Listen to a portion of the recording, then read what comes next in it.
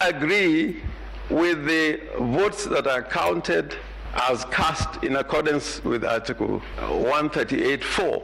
If they don't agree, then it means that the results of that election are not accurate, they're not transparent, and they're not accountable. Mathematically, and this is where the law meets mathematics, no candidate attained the 50%. If the chairman read the results that he read and the percentages that he read out of the registered voters that cast their votes, my lord, this court has no option but to nullify this election.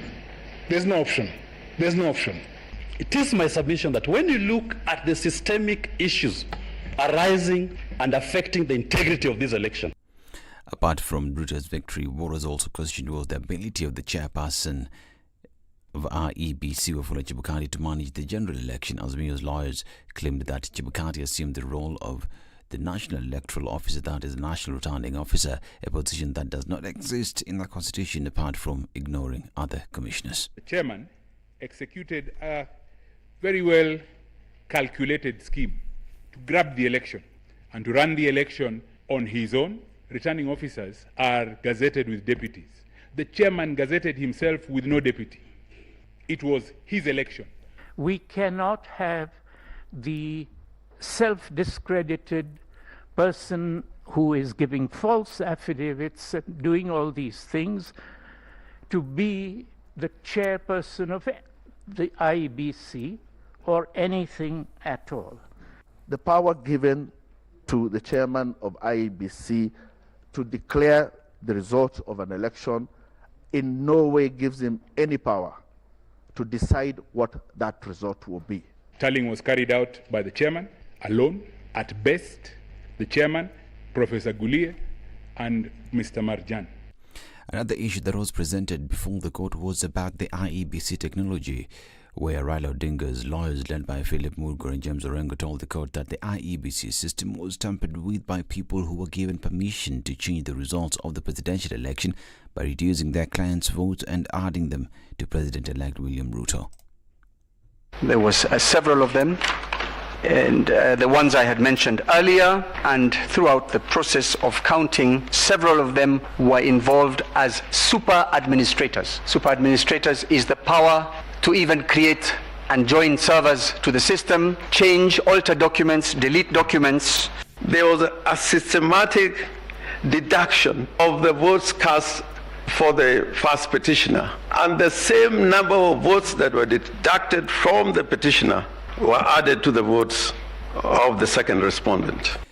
Do all remember that IEBC, who will be presenting their issues before the court today, are represented by a group of lawyers led by former Attorney General Githu Muigai. Meanwhile, the judges of the Supreme Court raised serious questions demanding a detailed explanation from the petitioners who are challenging the results of the presidential election.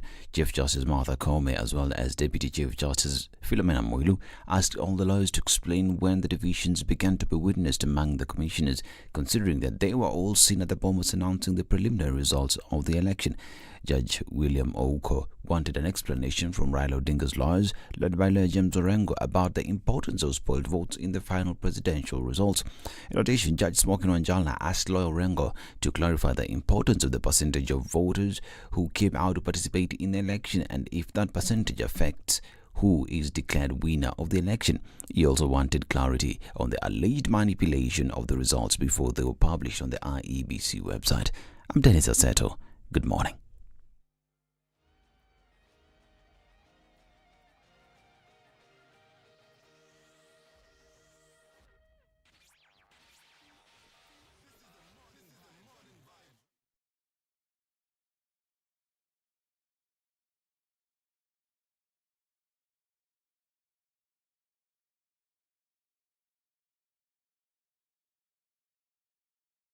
The following takes place from 6 a.m. to 10 a.m. every weekday on SpiceFM. I hope you don't believe that a hustler is a poor person. Hustler is a person who is making his living through hard work. The group of leaders we are having now, Kenyans, listen, the chemical composition is the same. You will mold them to ODM, then NASA, You mold them to Kanu, mold them to Jubilee, mold them to any other different color sometimes, but the chemical composition is the same. It's not about me as Nurdin Haji, but it's about the constitution that I swore to protect. So when individuals attempt to hoard those powers and they want to be investigators and also prosecutors, then of course I have to defend that position because that position is in the constitution and that's what Kenyans wanted. I'll tell you what happens is that when you ignore court orders, you're creating and quoting anarchy.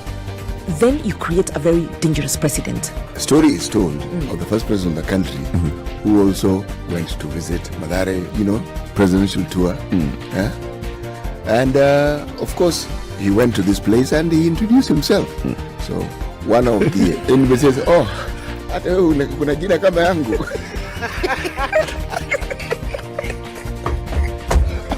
The Situation Room. It's Thursday. Nairobi doesn't look too bad. We're looking at a little bit of traffic that's building up on Mombasa Road coming out towards the city. And we're also looking at a little bit here and there on Jogoo Road heading out towards Landis, which will take you towards the Kamkunji roundabouts. Right there, you should be all right. But slim pickings, folks, a few minutes after 6 o'clock and not too much in terms of traffic. We'll take a look and see what it looks like as the day progresses. Let's talk, folks. SpiceFM KE on Twitter. Let's know what's going on where you are. We'll keep you abreast of issues as the day ticks by. Talk to us there. Let's keep things moving this Thursday.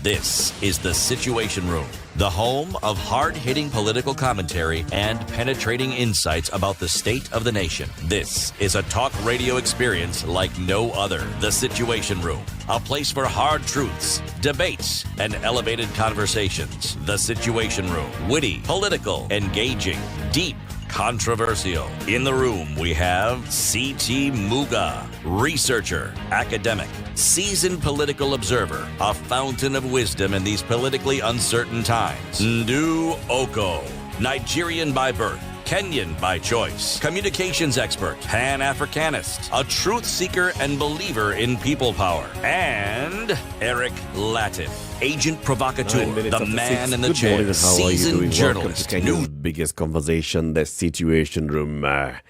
Yes, we're back. Like we never left. Tajuaje. Tajiju. How you doing, Ndu? Amy, I'm fine, thank you. Are you sure? Yes, fine, thank you. Welcome. Ule nini aliyefanya nini kwenye nini?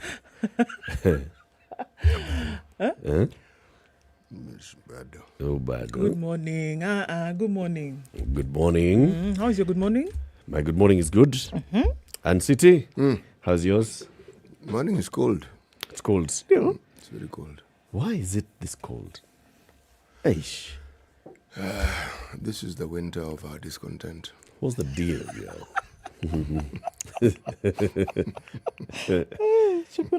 What's the deal? What's the deal? Hey, how you feeling, City? Higgledy-piggledy. Yeah. Here and there. Since Hinky and Ponky are about the... Umeachana na Hinky Pinky. Hinky. Forget the Hinky. Specifically Hinky, as you correctly put it, Nile Wazungu. Yetu ni Hinky. Yetu ni Pinky. Sorry. My Pinky mistake. Pinky. Pinky. Pinky. We're just composing songs. How about composing nursery rhymes? You know, for it to be a song, you need to sing it. Yes. But they did sing it. Kabla hujaimba ni lyrics. Ile ambayo tunaitaka lyrics. Rhyme. Ni rhyme. Rhyme. Speaking rhyme all the time. All the time. A stitch in time saves 9. Such things. Ndio hiyo. Ndio hizo. Baba Black Sheep. That's a really interesting nursery rhyme, though. Baba Black Sheep, have you any wool? And then the sheep answers. Yes, 3 bags full. For all of you. In other words, I can provide for all of you. Yeah. You chop my head off, there's no wool. Don't joke with me. For everybody. Yeah. Welcome. Baby. How are you? Mimi niko sawa. Okay. Sawa kabisa. Eric, how are you doing? I'm all right. I was down with the flu. Flu ya cold ama flu ya ile mbaya ile? ile ambayo inapataka wazungu. Nafikiri ni kama hay flu. Ni baridi. Ile hoba baya. Ile hoba? Unajua ile hoba baya. Ukipata ile hoba. Ile ambayo inajaza mbua. Unasikia tu uko blocked kila bahadi. Hata huwezi kuongea. That one. Sauti inapotea. Kila kitu iko hivyo. Yeah, but glad to be back. Welcome everybody to Kenya's biggest conversation. We are going to be looking at, so yesterday was a full day of brilliant TV. Telling you. Yeah. Hivyo tu. Yes. So we'll be looking at that, at what the lawyers were saying. It was all the petitioners who were able to make their case yesterday at the Supreme Court. We're looking at what they said, and then today the respondents are going to respond. Yes? Yes. And we'll be looking at that. Meanwhile, the world is still doing its thing. It is. All right. The world is still doing its thing with COVID. 608,022,534 is what we're looking at in terms of COVID cases. Let's look at the numbers doing the rounds in Kenya today. Rather, in the last 24 hours, we saw, the computer decides that, doesn't want me to touch it, but okay. If we look at the cases in the country today, number of fully vaccinated persons per county, let's look at that, because vaccines are something that the Ministry of Health is still insistent upon. 53%, the highest number, comes out of Nyeri County, followed closely by Nairobi, Kisumu and Siaya. Kakamega, Nyamira, Nakuru, Laikipia, Migori, Taita, Taveta are the top 10 counties in the country that have been vaccinated with COVID, right? And so everybody then falling in line. 10% coming out of Mandera. Under 20% is what we're looking at from Kilifi to Kwale, Bomet, Narok, West Pokot, Garissa, Isiolo, Wajir, Tana River, Marsabit and Mandera. All right, that's what it looks like for that. If we also then look at the number of COVID cases over the last 24 hours, we looked at 12 new cases, giving Kenya a positivity rate of 1.2% from the sample size that was taken. Let's take a quick look at what is happening around the world with COVID. China has shut down its largest electronic market in Shenzhen and has imposed more lockdowns. Just in case you thought that was over, China says, well, not just yet. The zero COVID policy is still standing its ground. They shut this down a couple of days ago, suspended public transport, and authorities enforced a neighborhood-wide lockdown in response to a small number of COVID cases. Thousands of stalls selling, so when people travel and go pick up electronics from China, this is where they do it, and it's been shut down. Residents have been forbidden to leave their homes except for COVID testing, and they're required to undergo daily till today. All businesses are shut down through today except for supermarkets, pharmacies and hospitals. Restaurant dining is suspended and only takeaways have been allowed. So China's still serious about this and they're saying no. A few cases to you, one case is enough for us. The question coming out of other parts of the world is, why are case numbers so low and how long will this last? COVID-19 case numbers are the lowest they've been in the last 6 months, but it's not just a single day either. Cases overall have been falling consistently over the past few weeks. So the question is, what is going on? Coming out of the University of Canterbury, they've said that subvariants have recently ripped through a large part of the population. It's getting harder and harder for the virus to... it's getting harder and harder for the virus to find people to infect. This is global, or is it Australia or New Zealand? This is New Zealand. It's a study that was being done, but then it's being able to be extrapolated around the world because the same things are happening around the world. That, lower and lower cases, many people have had it. Perhaps they're getting to a place where immunity has been arrived so at. These are human beings talking on behalf of the virus. Yes. And saying that the virus is finding it more and more difficult to find humans to infect. Does the virus know this? Well, it's going to get wind of it sooner or later, I guess. How then do we keep having variations of COVID? Is it the same, or are they relative? The virus has had to become relatives of the other virus that we first encountered? The virus has, according to what they're saying, the virus has had to become more creative because in its state, so we look at it today, in its state, it's not affecting people, right? Infecting as highly as it was before. So it's comes in a different form to see if it can get in, is what they're saying. You know, this is human beings again talking on behalf of the virus.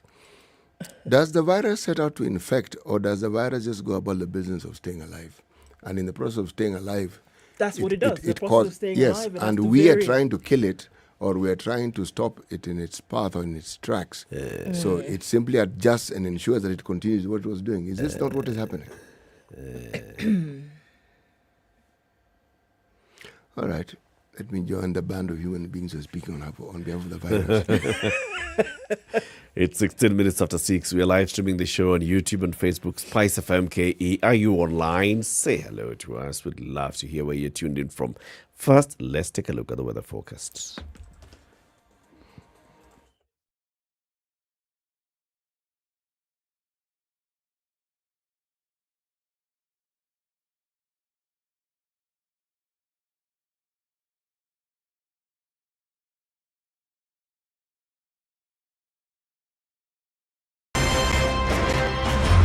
I like listening to you guys. You're the default radio station in my car in the morning. Even the children listen to you guys. I agree Parliament has failed this country. And I will say it again. We have not done what we should have done. We know in this country, the Kenya prison sector is one of the most underfunded sector. The way it is being done and the way we're calling it Huduma Namba the Msema Kweli is because all records will be there. You know, there are people who are now billionaires with no history as to how they got all these assets. Yes. Anything that the president does that is not in accord with the Constitution is an illegal act. You know, he shouldn't be doing it, and he should be sitting here and trying to sort of guise it up. I totally believe live transmission of results and allowing Kenyans to be able to view all these 14 degrees results. and cloudy conditions in Nairobi. We'll see highs of 23 and lows of 14. It's 13 and clear in Nakuru, highs of 24. 21 will be the high. In a rainy Nyeri at 13 and clear in Eldoret will go to highs of 22.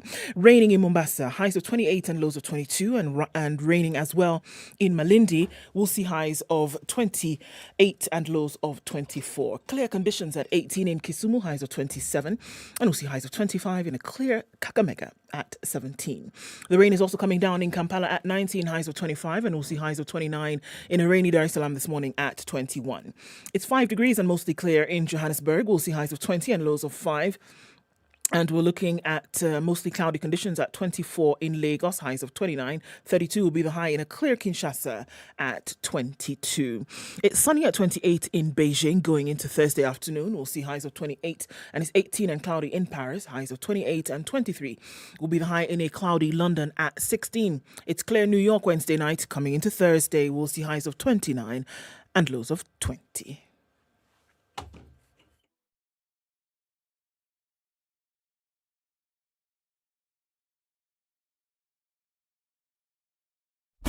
Classic soul, R&B, smooth jazz, neo soul, and nostalgic ballads. Make some noise. Yeah! You're listening to Spice FM.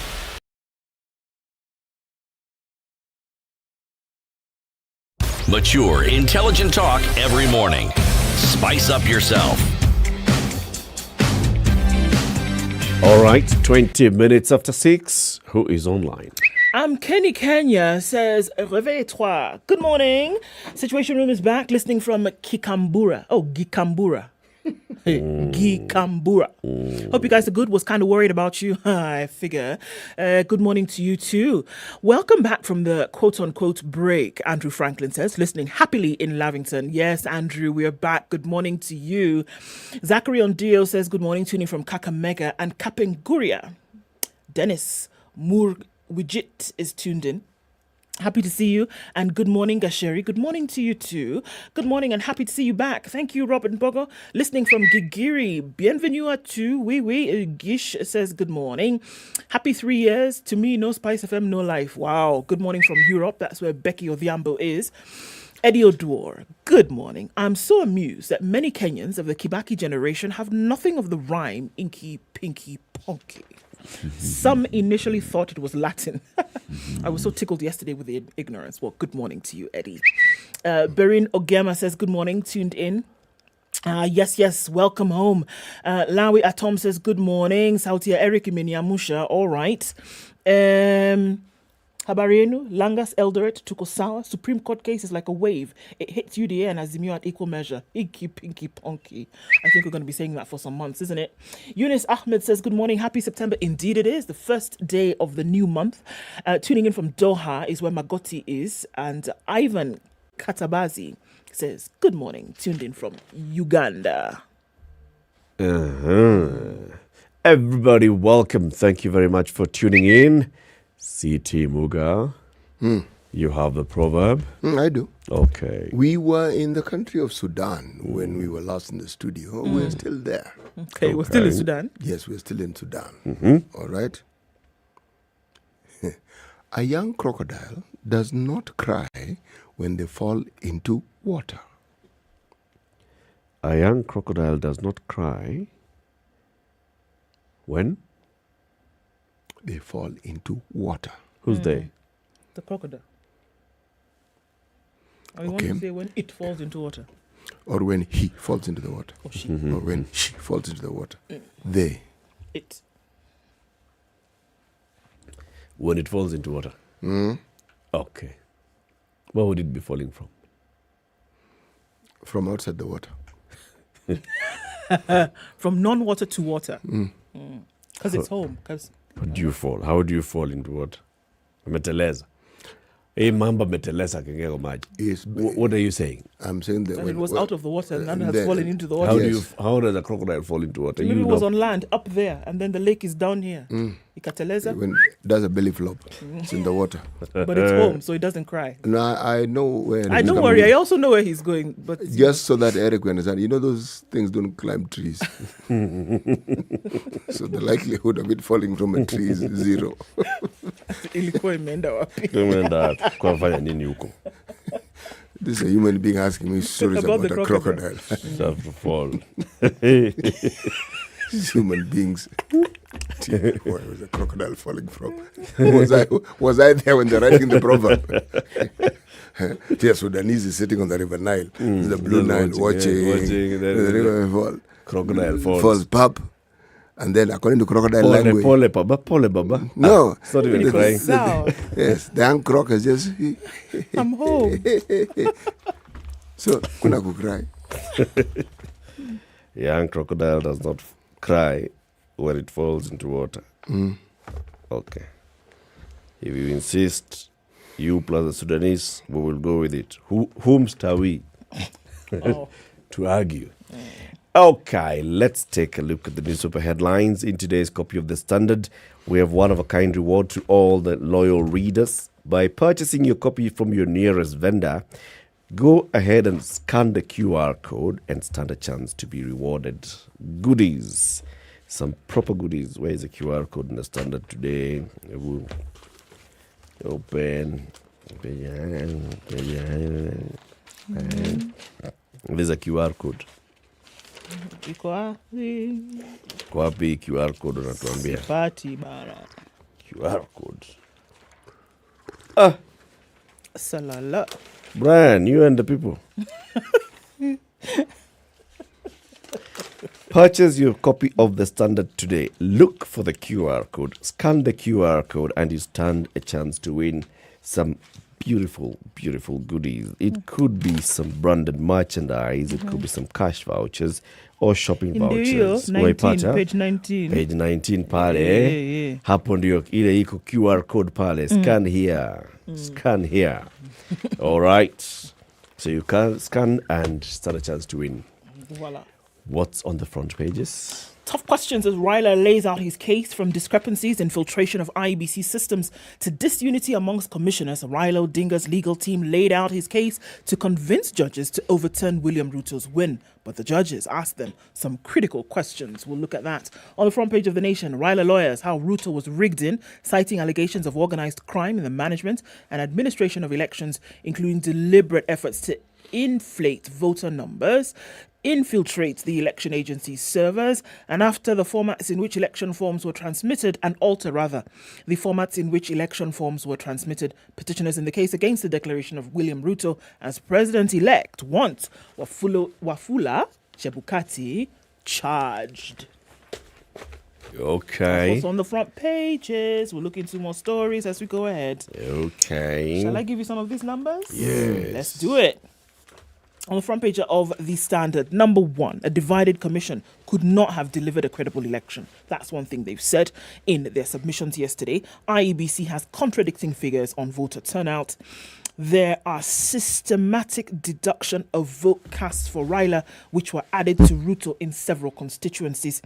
Requirement to declare winner does not give the chairman powers to tally, verify and decide the winner. Forms used in election do not match what IEBC said it would procure.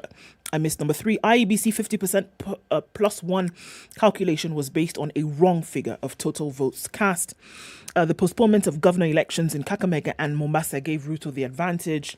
Kim's kits failed in several Raila strongholds and delayed voting. Technology deployed by IEBC completely failed standards of a secure and transparent electronic system. And Chebukati's personal assistant, Dixon Hwanusu, illegally and maliciously accessed IEBC systems. And finally, discrepancies in the results amount to over 180,000 votes. The bench had questions for them. According to Chief Justice Martha Koome, you have asked us to find the chair culpable of various breaches and that if there is a repeat poll, he cannot preside. Wouldn't we be making an order contrary to the Constitution? Deputy Chief Justice Philomena Mwilu said, when did IEBC become dysfunctional? What corrective action was attempted? What is to be done against the chair? And is it to ignore the constitutional procedures and safeguards in place? So at the end of the submissions yesterday, of course, it was the whole day. But towards the evening, we saw the questions that the bench asked. And there were some tough questions that they did ask about how they were to go about this, if they were to. But one of the main issues that we saw was constitutionality. If you are asking us as the bench to do 1, 2, 3, are we not then flying in the face of the Constitution? Tell us. And I think we saw that from across board, from Lenaola across to Ouko, and it was, if you're asking us to do this, prescribe then for us how we would go about this without subverting the Constitution. Can we do it? And that was a question now that they were asked to answer. Questions that came from William Ouko. What is the relevance of rejected votes when computing the results? Do you have any scientific nexus that people wake up to vote for a particular candidate? Can you tell that? What are some of the elements that must be satisfied before the court can grant the relief under subsection 8 of subsection 4? Isaac Lenaola had questions. You addressed us on the PDF formats, but in the pleadings, there is a JPEG question. Clarify. In the context of staging and tampering and so of forms, give us an explanation how the interference happened. Commissioners were together until the 11th hour. What evidence do we have that it was not an afterthought and that they were not doing this in good faith? What role did violence play at Bomas? You have asked us to declare regulation unconstitutional. Please address that issue in the context of retroactivity and retrospectivity. You made an innovative submission regarding the diaspora vote and the number of constituencies. Go to Article 89. We are addressing a vote on the presidential election. Connect it. Connect the diaspora with the presidential election. If we were to order removal of Chebukati, will the commission still be intact without a chairman? Joaquin Dongo had questions also. Every citizen has a right to participate in an election. How then do you reconcile that with your argument on Article 89, because constituencies don't vote, citizens do? Explain how a form can be changed in handwriting. How does that happen? We're not talking about a digital form. Handwriting, and I remember she said that. Handwriting. How can that change? When a voter... all of those have been changed, and there are different handwritings from the different polling stations. Yes. So I think she was getting them to say exactly what they saw happen, but it was not clear. Because are we getting, a 4 changed? Are we getting a 1 changed to a 4? Are we getting a 3 changed to an 8? Exactly how does this happen? And she was asking for clarity. Smoking Wanjala wanted to know about the relevance of percentage of voter turnout to determining whether a candidate marshaled 50 plus 1. Tell us how you're making that connection. He wanted to know about 34A. Does it happen somewhere in the air? And then it lands at Bomas, different from what happened at the tallying center, at the constituency. We were told the 4 commissioners were given roles which were different from those which were appointed as commissioners. Why did they not protest? Why were they quiet all this time? Is the chairperson such a terror that nobody can face him? Mohammed had questions about if there would be a nullification, a recount and a tally. We would be likely to say we would like you to lay a legal basis for this. Is it feasible? Can we actually do it? If a fresh election is to be ordered to be done, yet none of the relief is that we can find in the chair until unfit to hold public office, how is it then possible, since the Constitution does not contemplate such a lacuna? Constitution does not look at there being no chair. How do we do that? Philomena Mwelu is asking, when did this commission become dysfunctional? And why was everybody quiet? That's one of the main questions that she had. What is to be done in terms of corrective measures? She again is saying, you give us a footprint, a layout, a plan, a blueprint rather. How do we go about this? Martha Koome said, you've asked us to find the chair culpable of various breaches. This is a constitutional office holder, and there's a detailed procedure of removing a constitutional office holder. Address on how we go about it. We will not be usurping the powers of magistrates. If we have to make any order regarding the election offences, will we not be, rather? And she says she wanted to understand the point the commission ceased to function as a corporate entity. And I think from William Oko to Martha Koome, everybody's asking this question. When did the IEBC become dysfunctional? And why did we not hear about it until the 11th hour? So and even the affidavit sworn in by the 4 commissioners, they don't come in there with any record of any protest that they had raised earlier. There's nothing written that says, at this point, the commissioners or commissioner so-and-so wrote a protest letter to the chair of the IEBC or raised concern. So exactly what happened when? Hiya, 8:27 to 7. Let's take this quick break and take a look at the traffic, and then we look at other headlines in the papers. Good morning.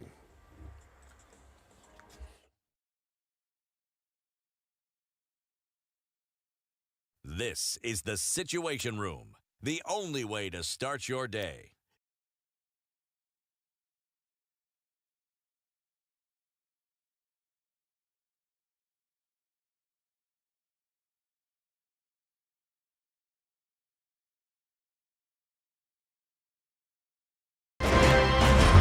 This nation has never healed genuinely from the 2008 violence. We've never had a healing process. We've swept it under the rug.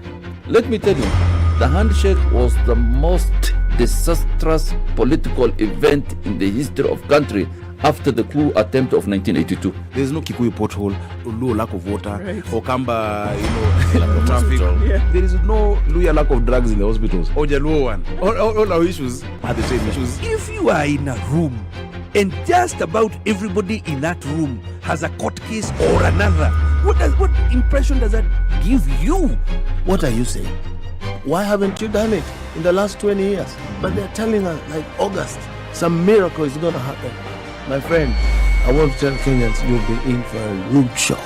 The Situation Room, Kenya's biggest conversation. Okay, a few minutes after 6:30, and it looks like it's livening up on these streets today. A little bit of traffic then heading out from Jogo Road into the city, and we're going to see that at the roundabout to the City Stadium. Out towards Landis is not too bad. We're looking at a bit of a build-up right here around the Maradaima. Then we're going towards Mombasa Road, but that's not too bad now. Coming into the city from the Thika Superhighway also is clear, free. Kiambu Road a little bit here and there. It's piling up, but we'll keep an eye on things. Apart from that, looks like Thursday will not be too bad, but let's keep an eye and see what's going on. Talk to us from where you are. SpiceFM KE on Twitter.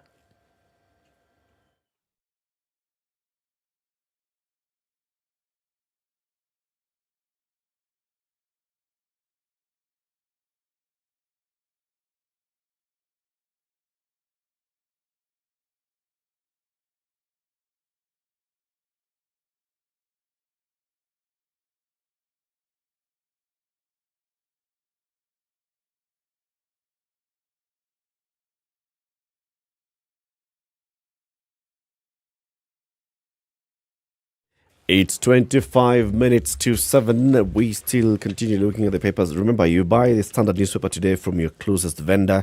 Go to page 19. You'll find a QR code. Scan the QR code. And you stand a chance of winning some beautiful goodies. Could be some branded merchandise, some cash vouchers, some shopping vouchers, and many more. Couldn't get any better. This is how we reward our loyal readers of the paper. City, what are you looking at in the papers? I'm looking at something particularly peculiar and particularly interesting. Uh-huh. You know how it is that we have taken it for granted that when people die, before they are buried, there's usually a gathering of people, otherwise known as a committee. Just like you have wedding committees, you have funeral committees. And we've also taken it for granted that when people die, they are buried in a coffin. Yes. Well, this really isn't the case. There is a small village in Kirinyaga County. It's called Dindiruku village. In that village, people bury their dead in sacks. Someone dies, they say a sack only costs 50 bob.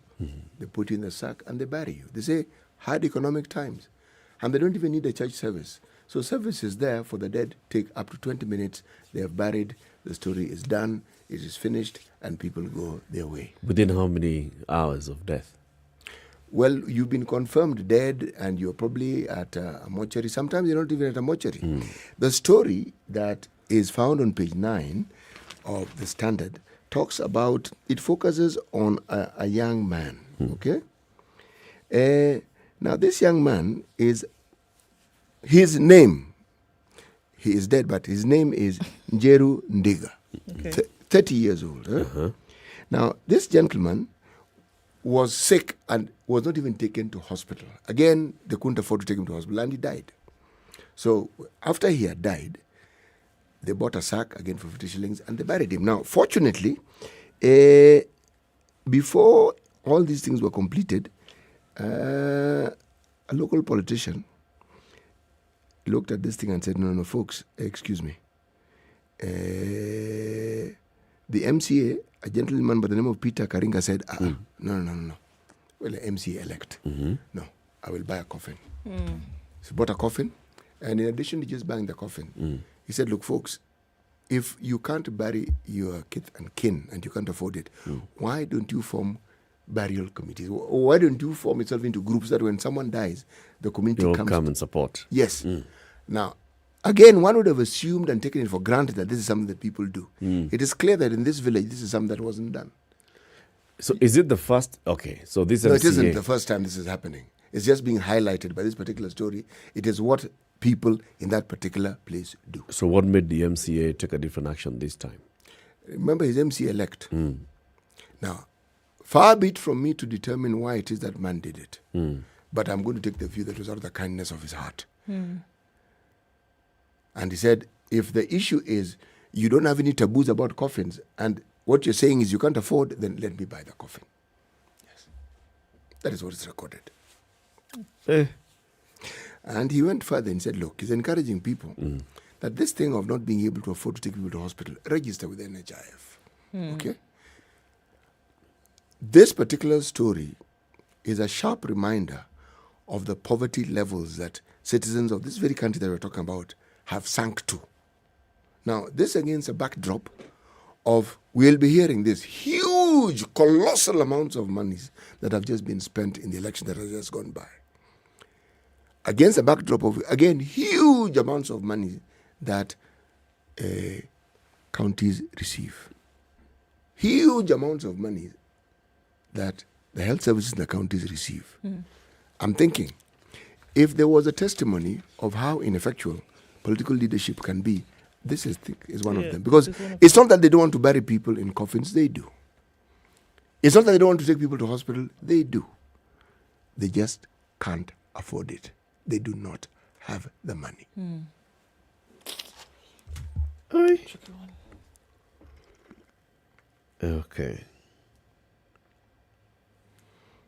Okay. It's a bit of a, this story, there are some things that I feel are some gaps.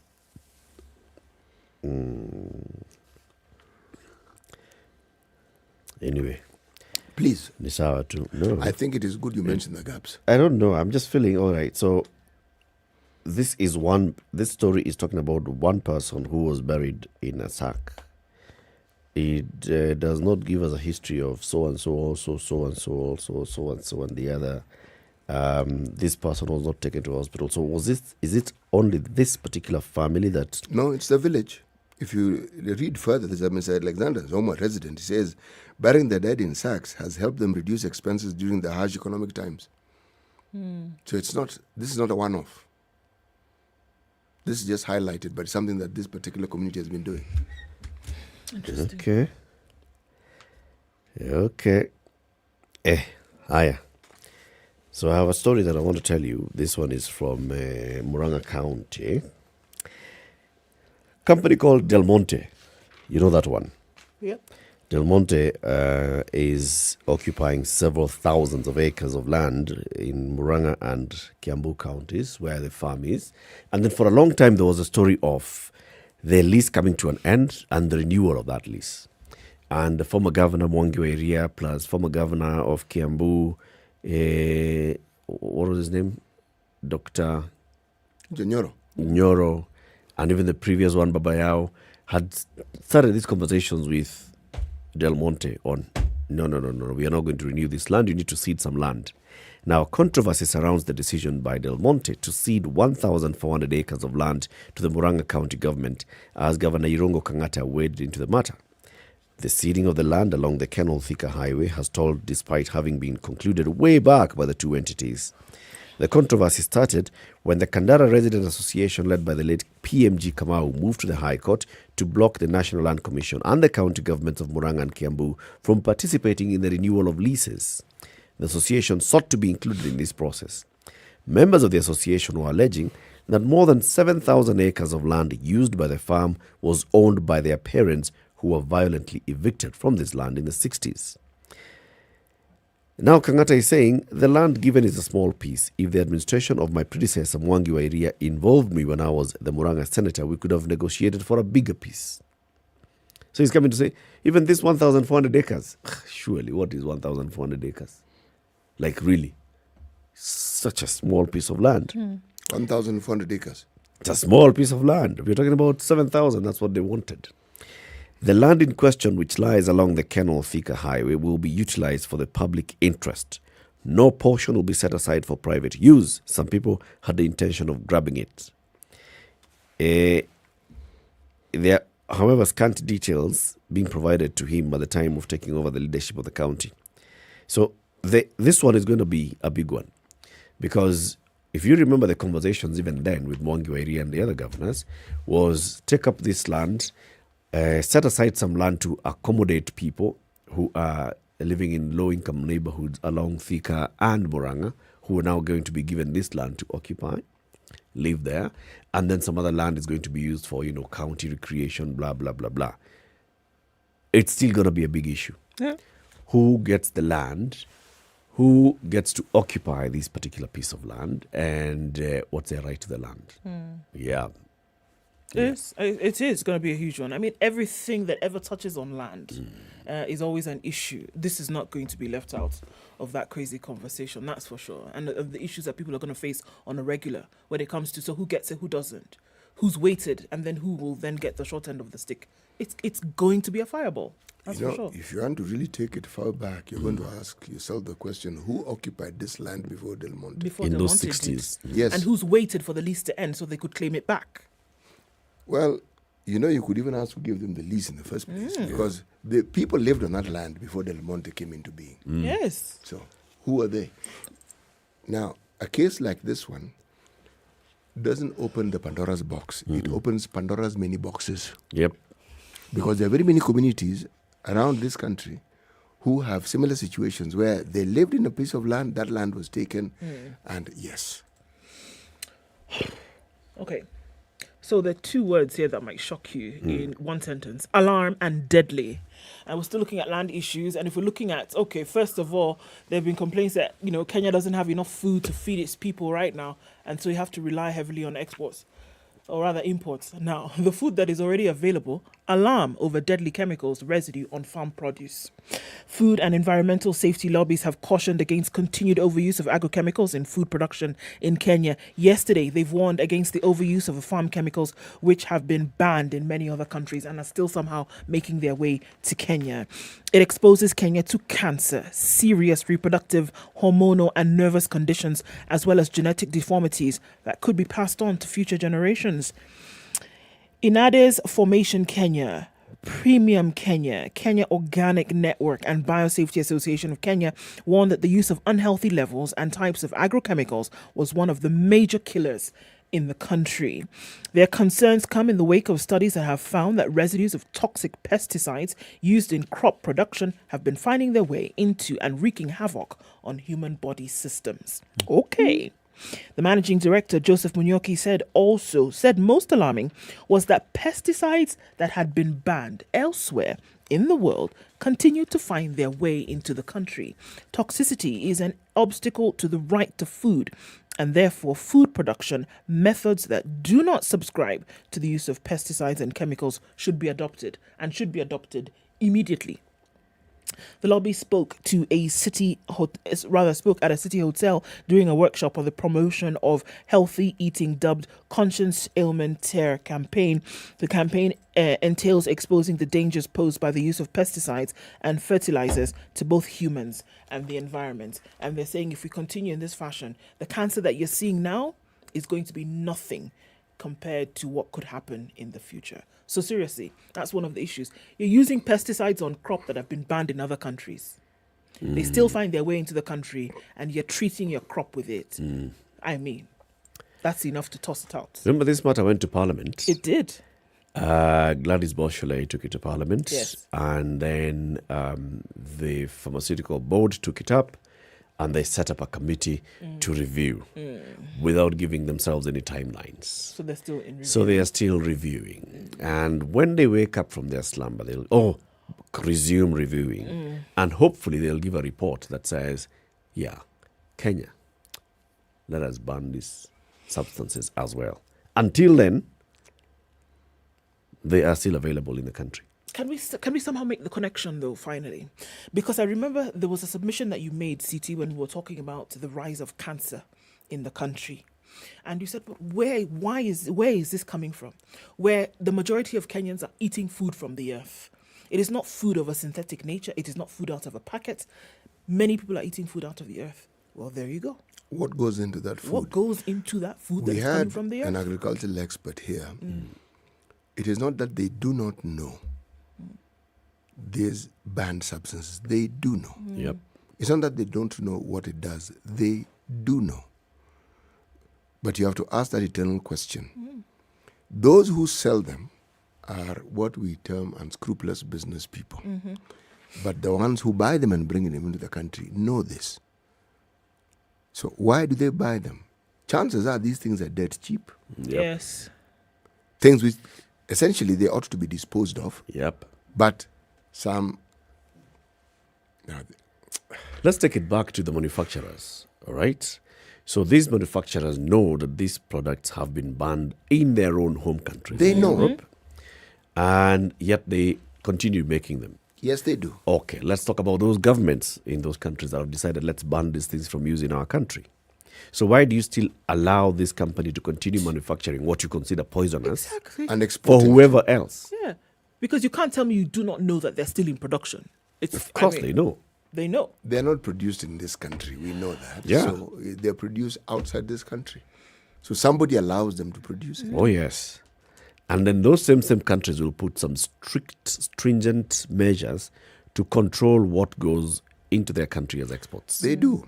But it's these same double standards that we saw with climate change issues, where people want to reduce the carbon emission in their country and they want to get some carbon credit. So what do? They take the manufacturing outfits out of their country and take it elsewhere. So when you ask them, they say, well, we've reduced that carbon footprint. As you can see, blah, blah, manufacturing, blah, blah, blah has gone down. It hasn't. They've simply exported the problem to some other place. It's a double standard. This one isn't double. This is criminal. Total incomplete. It is. Yeah. It's criminal. Yeah. intentionally killing people. It doesn't matter if you slash somebody's neck or you put something in their food that's going to kill them over 10 years. You're still killing them. What you will find is that in parts of the country where you find a very sharp increase in cancer, you will find these are communities that are also engaged in very serious farming. And you will find that they are rural folk. Places where people don't farm that seriously, the cancer isn't a menace, it isn't a threat, isn't a problem. So you're asking about direct connection. There is a very direct connection. And you'll find that these are also, because they're serious farmers, they use technology and they use modern methods of farming, little knowing that this is what is causing them problems. Okay, and then now we end up with our government. Who's still taking them? I mean, our government. They're allowing it in. They're allowing it in. All they are doing, the most they can do is form a committee and say, all right, so let's kick this can down the road. Still in review. Ridiculous. Actually, what's actually under discussion in my mind, because what we're saying here is a consequence. It's the effect. We have allowed ourselves to be captive of whatever financial gains, irrespective of the damage and the consequences, the negative consequences that they bring about. People are happy to play around with these ideas so long as there's some money coming to them. Hey, man. When will the value of human life trump that thirst and hunger for money in your palm? When?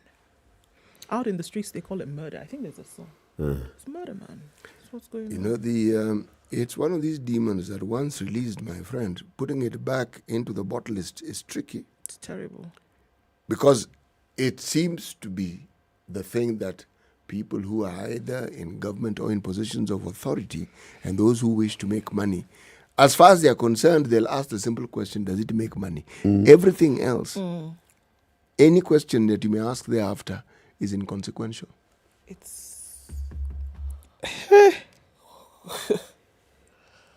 Okay.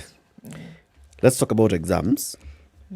The timetable for grade 6 and class 8 national exams is out. According to the Kenya National Examinations Council, exams for grade 6 learners started on Monday.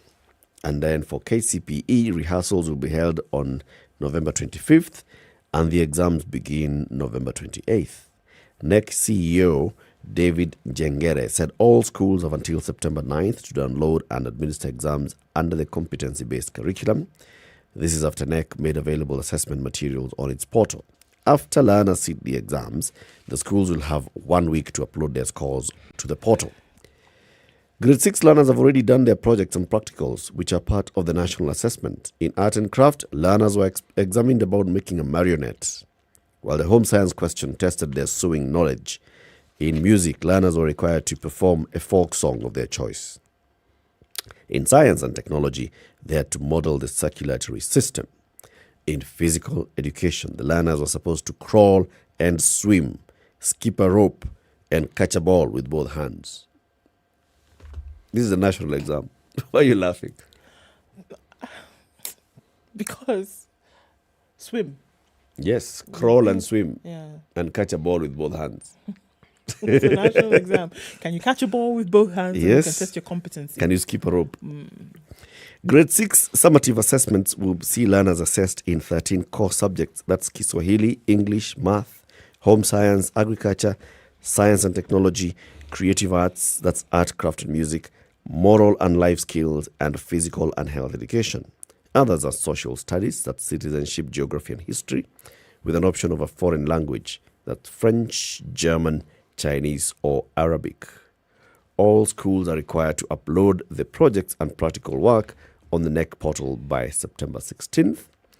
Results will be determined through school-based assessment, which is done every year in upper primary classes, and a 5-subject summative national exam. Students will have 60% of the score coming from the school-based assessment, spread over grades 4, 5 and 6, and then 40% of the summative report. At the end of this year, grade 6 learners will sit for the Kenya Primary School Education Assessment. Kenya Primary School Education Assessment, KPSE. It has changed from KCPE. Okay. So that's at the end of the year. Yes. So they do 3 Uh, exams essentially. Okay. Assessments, sorry. Okay. So what they're doing now is what? Is one of them. Is one of the 3. Yes. The third one will be? In the end of November, I believe. Okay. Yeah, because they go to class 7 in January. Okay. You see?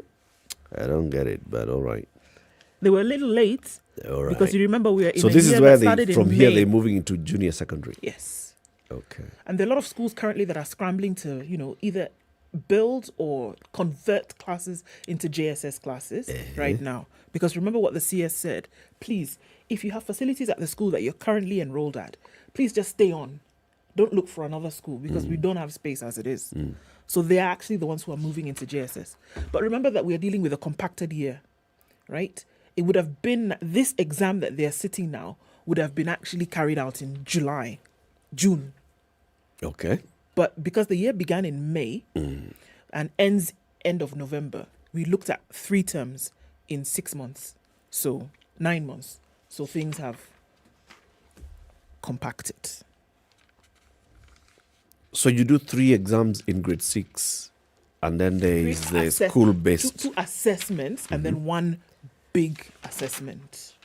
Those are summative assessments. Yes. And then there's a school-based assessment. Yes. Okay. That's because they say the point this curriculum, the way it was looking again, was saying we cannot base your entire learning on one big exam. Yeah. Right? So let's do a couple and then we do this one that takes everything into consideration. So many would argue it's the same thing, that you're just chopping up the exam into 3 bits. Or is it continuous assessment? That's exactly what it is. So you're looking at bigger continuous assessments as opposed to one Just big one exam. big exam, sit down and do an exam. Exactly. Okay. You know, a case has been made for this because the argument being, what if on the day of the big exam, and if there's only one exam, you wake up really not feeling up to it? Yeah. Will that really tell the story of your capability? The answer is Unfortunately, no. Yes. But if you're assessed on what you've been doing throughout the year, then there's something to go on. Yes, it gives you a fair shake work and say, look, he may have done not so well here, but folks... Clearly, we Plus, can you see see the all progress from grade 4, 5, 6. Yeah, which is what is counted actually. So you see all this work that parents have been whinging about over the last year or so. It's not just an assignment to make the teacher feel happy that he or she has sent the children home with something. But according to what NEMIS looks at later, is that it all counts towards your final. So your work that you do, your class assessments, your continuous assessments, your homework, all of that, your exams, all count towards this. Yeah. Okay. So how is grading done? To determine what school you go to? In JSS. Is it any different from what has previously been done? For KCPE. Also for the exam itself, like the assessment, Yeah. there's still an assessment after JSS, apparently. Okay. The one that, the big one that is done at class Now 6. to take you to. That takes you to JSS. There's another one that is done at the end of the 3 years. That then takes you takes to you to SSS. proper secondary now. Exactly. Okay. Keep it here for more conversations coming up in the next hour. This is the Situation Room. It's Kenya's biggest conversation. Yes, we are back, and we're glad to have you back as well, tuning in from all over the country. I can see Oirongo Emos says he's already in and locked from Kisii. A very good morning to you, 7 a.m.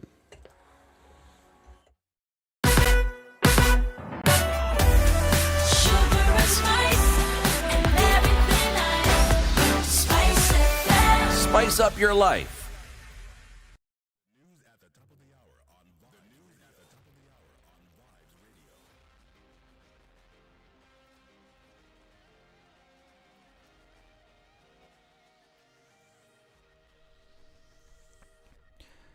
Good morning, this is Newswam Dennis Aseto.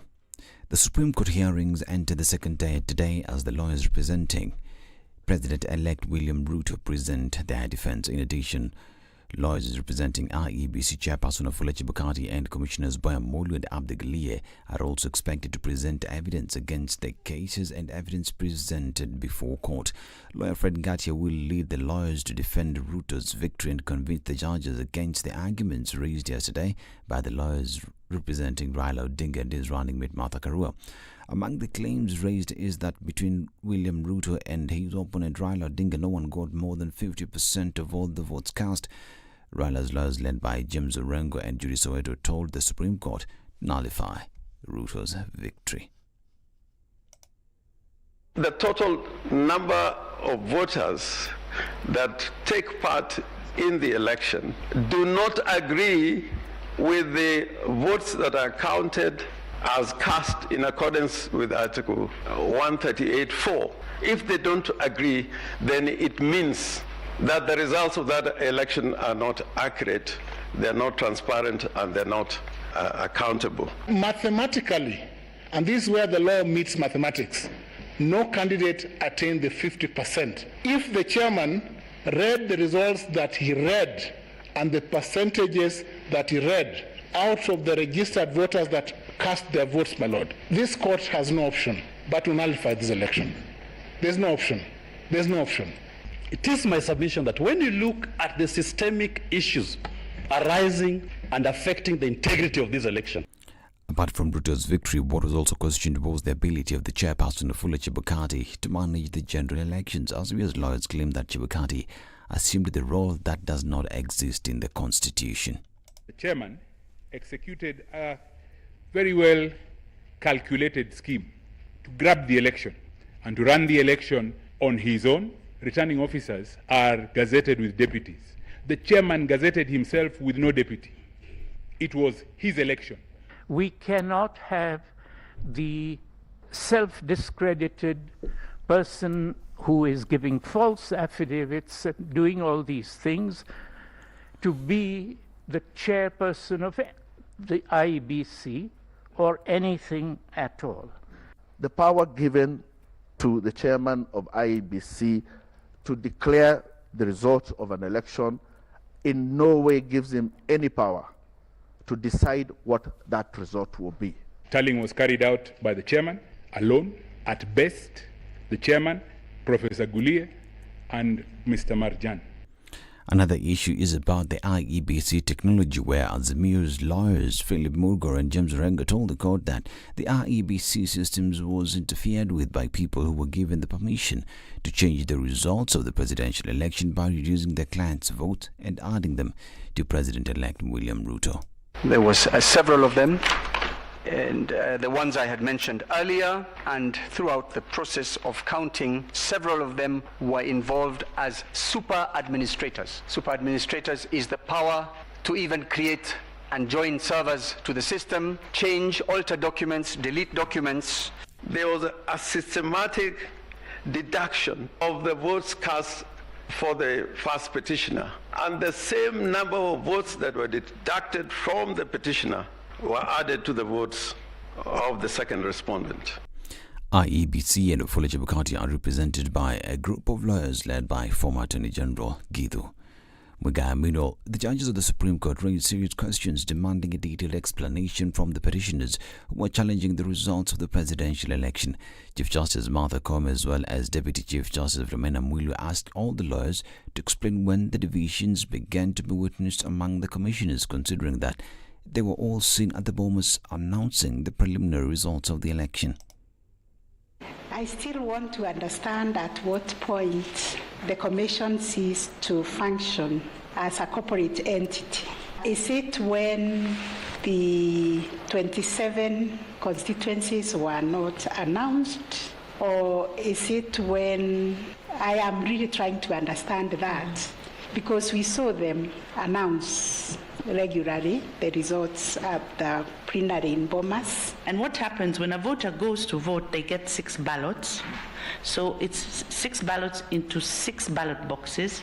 What we have then is 6 different elections, but on the same day. This is Newsweb. Dennis Aseta. Good morning.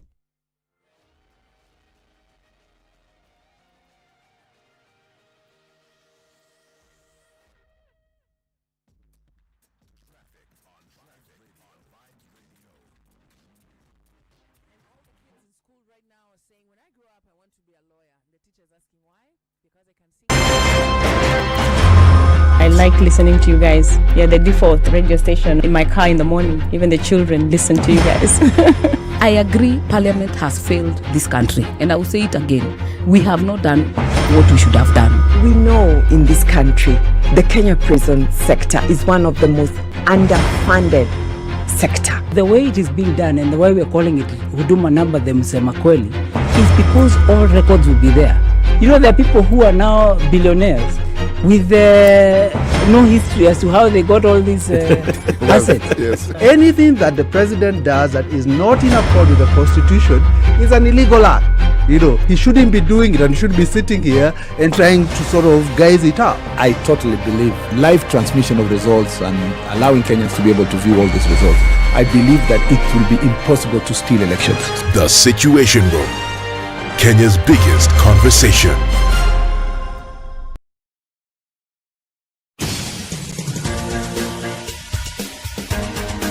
This is The Situation Room, the home of hard-hitting political commentary and penetrating insights about the state of the nation. This is a talk radio experience like no other. The Situation Room, a place for hard truths, debates, and elevated conversations. The Situation Room, witty, political, engaging, deep, controversial. In the room, we have C.T. Muga, researcher, academic, seasoned political observer, a fountain of wisdom in these politically uncertain times. Ndu Oko, Nigerian by birth, Kenyan by choice, communications expert, Pan-Africanist, a truth seeker and believer in people power, and Eric Latif, agent provocateur, the man in the chair, seasoned journalist, news hound, a man who believes in punching up, not down. This is The Situation Room, the only way to start your day.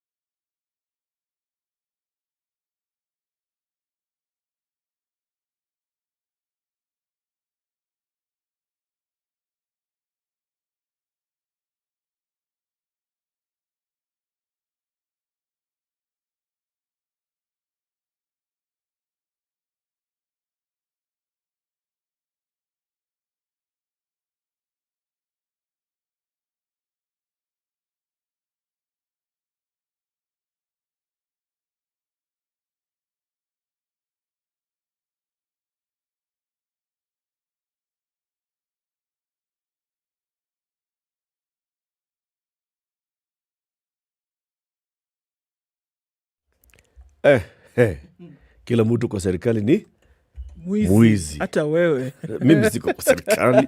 Do you mean? You wonder, My what's goodness. Sheesh. County 49. Yes. The fictional county of Bwatele in the breadbasket of Kenya is the latest coming off of Showmax. And you can get to watch that and see what happens with the governor and her deputy over the next few weeks. For 760 shillings per month, you can have access to this and other great shows only on Showmax. Indeed. Shall we take a look at traffic? Mm. Yes? Yes. Okay. Building up in certain parts of the city, Jogo Road has looked quite busy all morning and it's looking a little bit heavier even now. It's going to spill over to Lusaka and we're having some of that coming off Lunga as well as Likoni. So that whole circuit is going crazy and we're looking at it going towards the interchange on Mombasa Road. So keep an eye on that one, but it looks pretty crazy already. Coming off the Thika Superhighway, coming in from Kiambu County at that junction at Allsops, that's really busy. Then coming out towards the Pangani underpass, Kiambu Road, in and outbound traffic is bumper to bumper. Same thing we're seeing on Limuru Road today. Let's take take a look at Westlands on James Gishuru. We're going all the way from the junction of Kingara Road, getting onto James Gishuru from that Gitanga Road Junction and Kingara Road Junction, and it's going all the way to Wayaki Way this morning. Wonder what's up, but it looks pretty busy coming out of there right now. Let's keep an eye on things and see what happens half an hour or so. Let us know what's going on where you are. SpiceFM, KE on Twitter.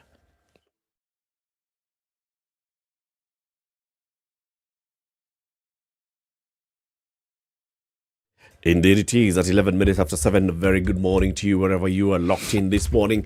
Welcome to the second hour of Kenya's biggest conversation. We are live on SpiceFM, on YouTube and Facebook.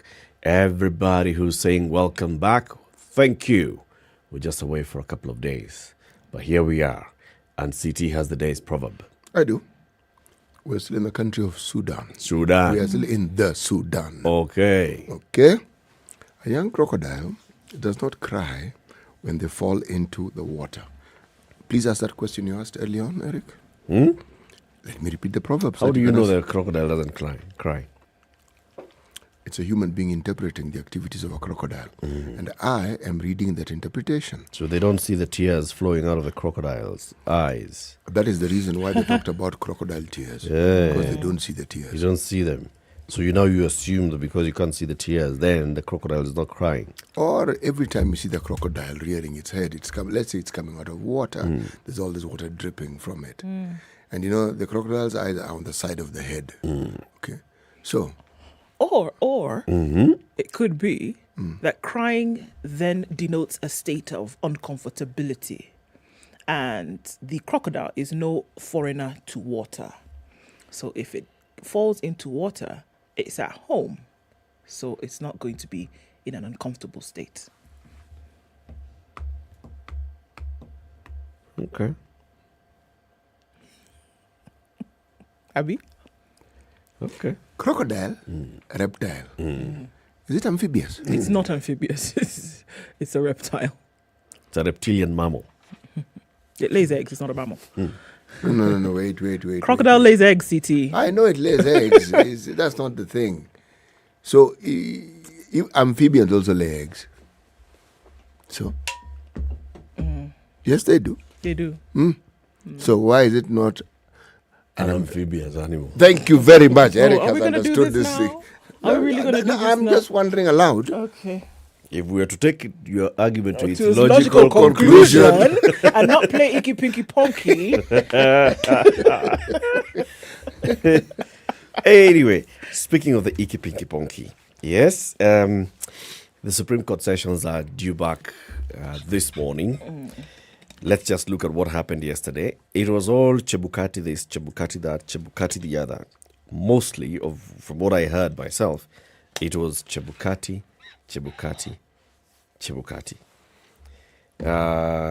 Let's look at this. Plaintiffs call for Chebukati ahead of a bungling of the presidential poll. The IEBC chairman Wafula Chebukati was yesterday roundly condemned by petitioners challenging the presidential election results. They were calling for his sacking. Senior counsel Feroz Noriji, representing Azimio La Umoja leaders Raila and Martha Karua, argued that Chebukati took the law unto himself and has become an arrogant leader who cannot be trusted with the election. He has become like the thief in the market who, when people run, is shouting the loudest, saying, "Thief, thief," when he's a real thief. Noriji said that despite the Supreme Court findings in 2017 that Chebukati presided over a bungled presidential election, he had not reformed but continued his unlawful actions, resulting in a result that could not pass the test of credibility. He claims Chebukati is a liar who's been contradicting himself and hoodwinking the public that he conducted a clean election when all evidence shows that he bungled the election and denied Kenyans their choice of leaders. Raila's chief legal advisor, Paul Mwangi, submitted that no other chairperson of an independent commission had treated its members as badly as Chebukati had. It's worth noting that Chebukati has not had any complaints against the commissioners, but all the commissioners he has worked with since 2017 have had complaints against him. He cannot impose himself as a super head of the commission with support of minority commissioners.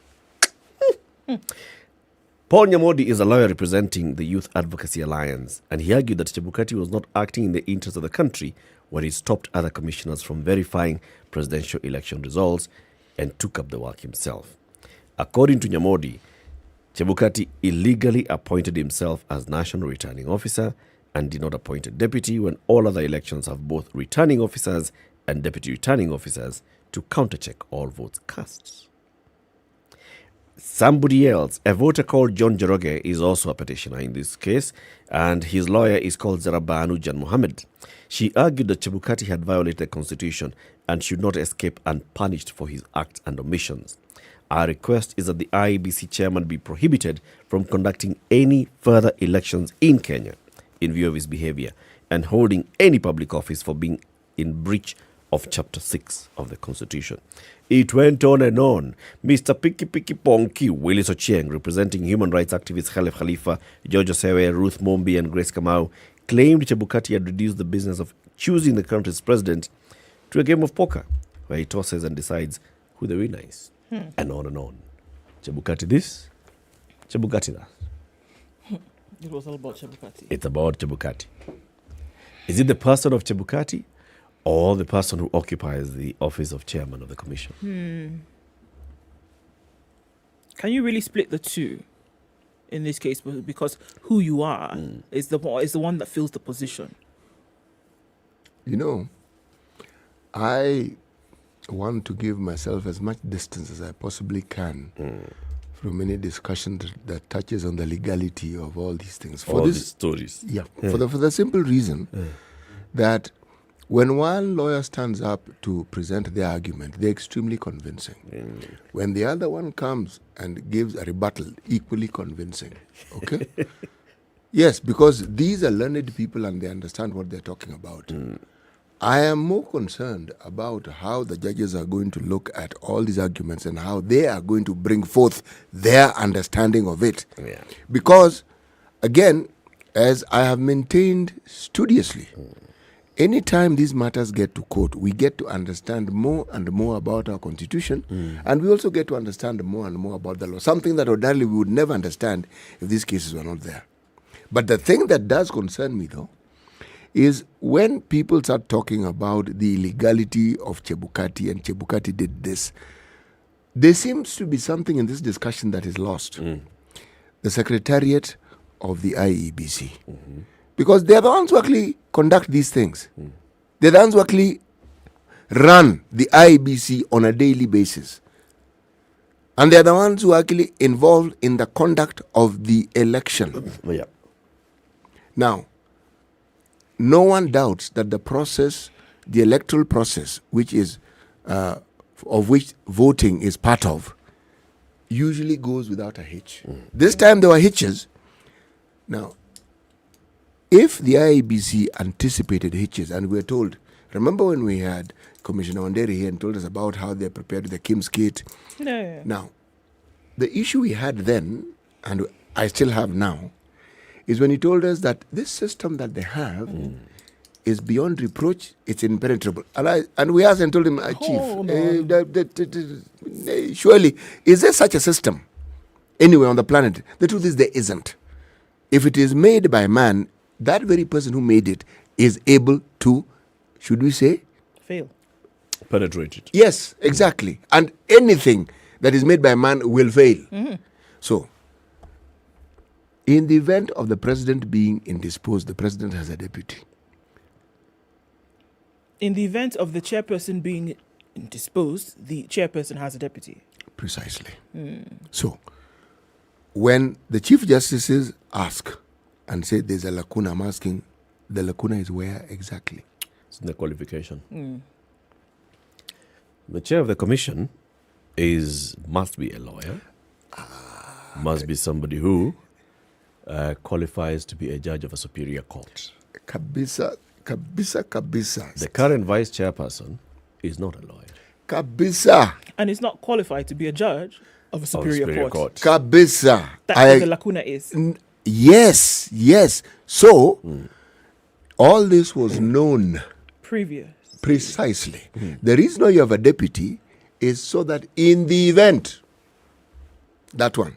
So how then do you put... So why then Thank you. do you select a deputy who does not have the prerequisite qualifications to stand in for the chairperson, knowing full well that these are the qualifications of a chair? Look at how we look at the presidency. In the absence of the president, you have who? Deputy. In the absence of both, who do you have? Speaker. Speaker of the National Assembly. So, many parts of the world, it is considered that there will be a plan B. Now look, we modeled this constitution we have and the structure of our presidency and everything around it more or less on the presidential system that you have in America, okay? Something that I've always found peculiar about the American elections is the collegiate. Now, I decided to read a little bit more about it, and what I came across, I found utterly fascinating. And when people vote, they think they're voting for the president. Actually, they are not. What they are voting for is these very people who form the collegiate who actually decide who is going to be the president. Now, in that system of theirs, let's say, for instance, they can't agree. They have a system where the matter now goes to the House of Representatives, okay? And they're the ones who vote. Now, what I found even more peculiar, there has been a point in two aspects of that presidency, two occasions when the House couldn't agree. Meaning, you pass it on to this so-and-so, then you pass it on to the speaker, then you pass it on. You keep passing it on. Yeah. In 1802 rather, to 2008.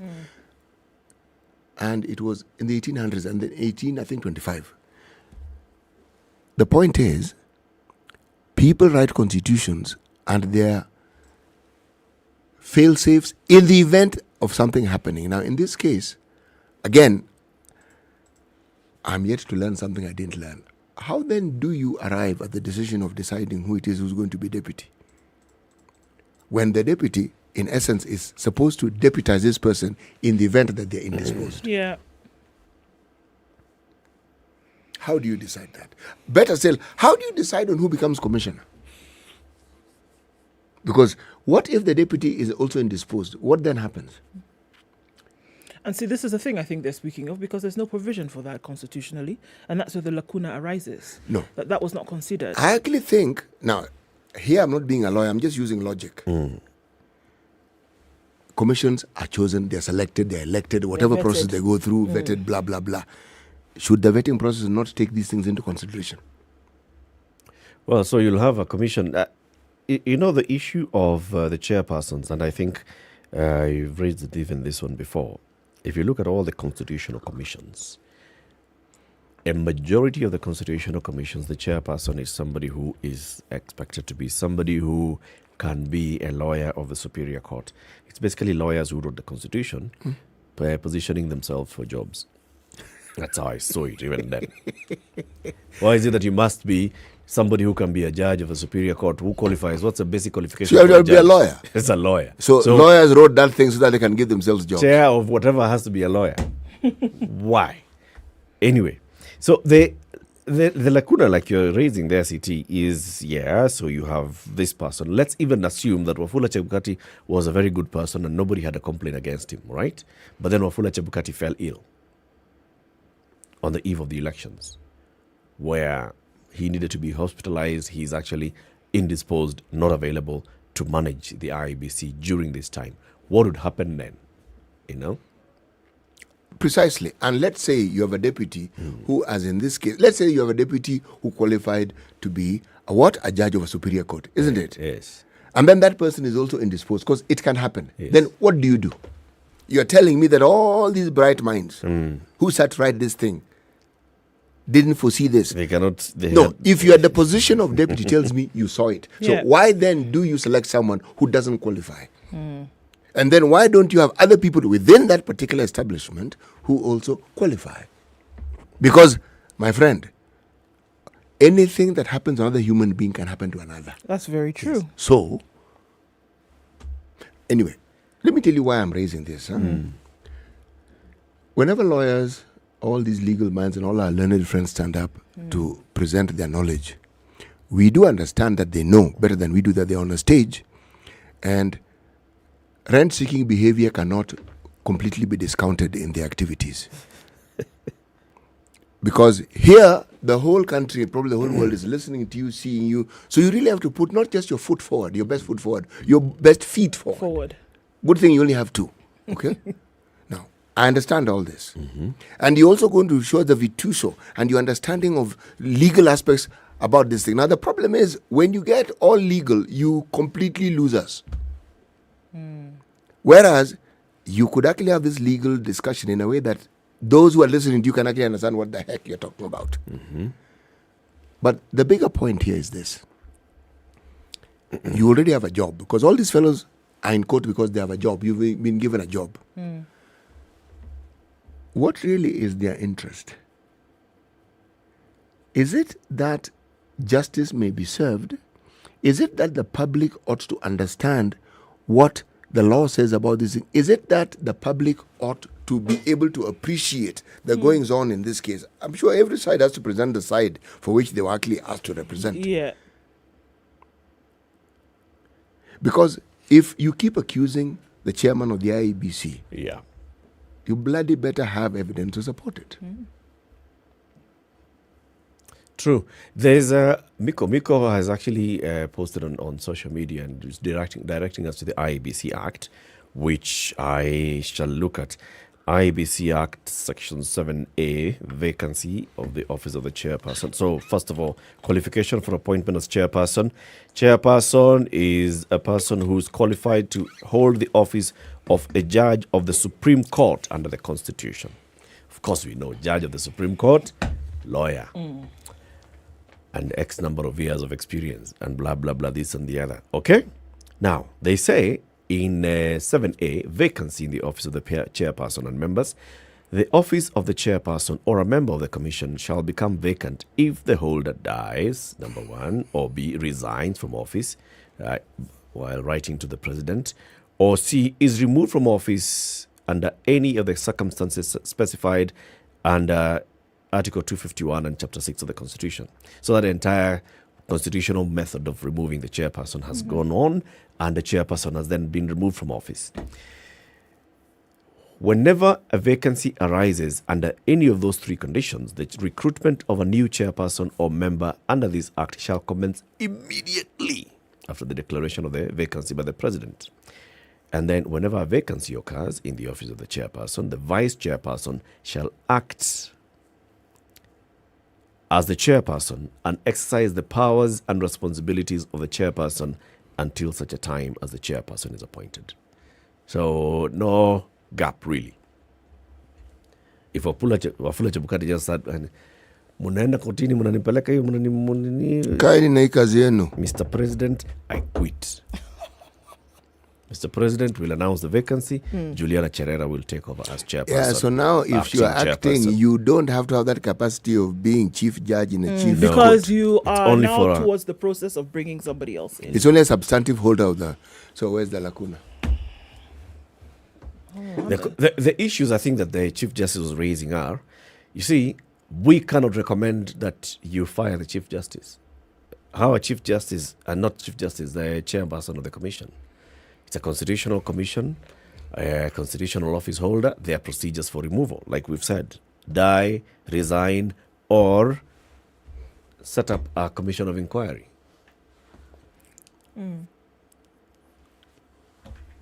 And we are saying that all the learned people didn't know this. Are we? That's what it looks like. Or look, or a situation such as what is playing out currently was not envisaged. Yeah. That's it. That never in the wildest imagination would it have been that we are looking at what we're looking at now. That you have a commission divided, that the majority of the commission is saying that this had occurred, that there is the would-be lacuna that Justice Ibrahim speaks of here, that what would we do? It was not in their wildest dreams that such a situation as is would actually play out. So when you don't envisage something, the likelihood of you setting up safeguards... No, if you don't even think that such a thing could happen, why would you be thinking, all right, you know what? We actually need to set up something so that in the event that we are taken to the Supreme Court, number one, and that in the event that there's a majority that is dissenting, number two, in the event that our chairperson, who would have sat and thought, let's set up safeguards in case this thing happens I think in this they manner? you are a kind person and you have kind thoughts. I don't look at human beings quite the way you do. I see this as deliberate. On whose part? Rent seeking. You see, whose part? Because I can't envision a situation when I look at some of the minds that were present when this constitution was being crafted, that they couldn't see this. These ones. But we've seen other things that they didn't see. No, they saw. That's what I'm saying. Even the things we think they didn't see, they saw. And they decided, this one, folks, why don't we just give this one a miss? Okay, they saw. They saw. So the situation being raised here is, number one, as a Supreme Court, if you called for a rerun of this election, all right, and then you also said that, we find that, serious issues have been raised against the chairperson, and maybe the proper procedure for calling for a commission of inquiry into look at the conduct of the chairperson should commence. Basically, you're saying that this person cannot run the next election. So what happens? In this particular case? Even in this case of whether Wafula Chebukati can run, he can. It's not that he can't, he can. The people who are in court are saying the court should say he can't. Yes. That's the thing. Their application is, say that this person is unfit to hold office and he cannot run any other election. No. What is it about him that has suddenly proven that particular fact? What is it that he has displayed that makes someone come to the conclusion that he cannot? He can. The issue here is whether he actually conducted himself in the manner that he ought to, and that whether he used the ability and the powers given to that office in the way that he should. But the ability to. Ability is not the issue. It is that other part. Yes. Is it other part? Is he suitable? Because he's qualified. Is he suitable because of the actions? If they indeed find that, yes, true, these actions that have been leveled against him actually point to him abusing office, point to him not performing his duties properly, so therefore he should be found not fit to hold public office, then he has been accused. Has he been found fit or unfit to hold public office? He's been accused. That's the point that the judges are saying. If you're coming to tell us that we should, because of what you're presenting, we should find that he's unfit and he should not conduct another election, and then please order that we go to another election, what basically are you telling us? How do we go about this?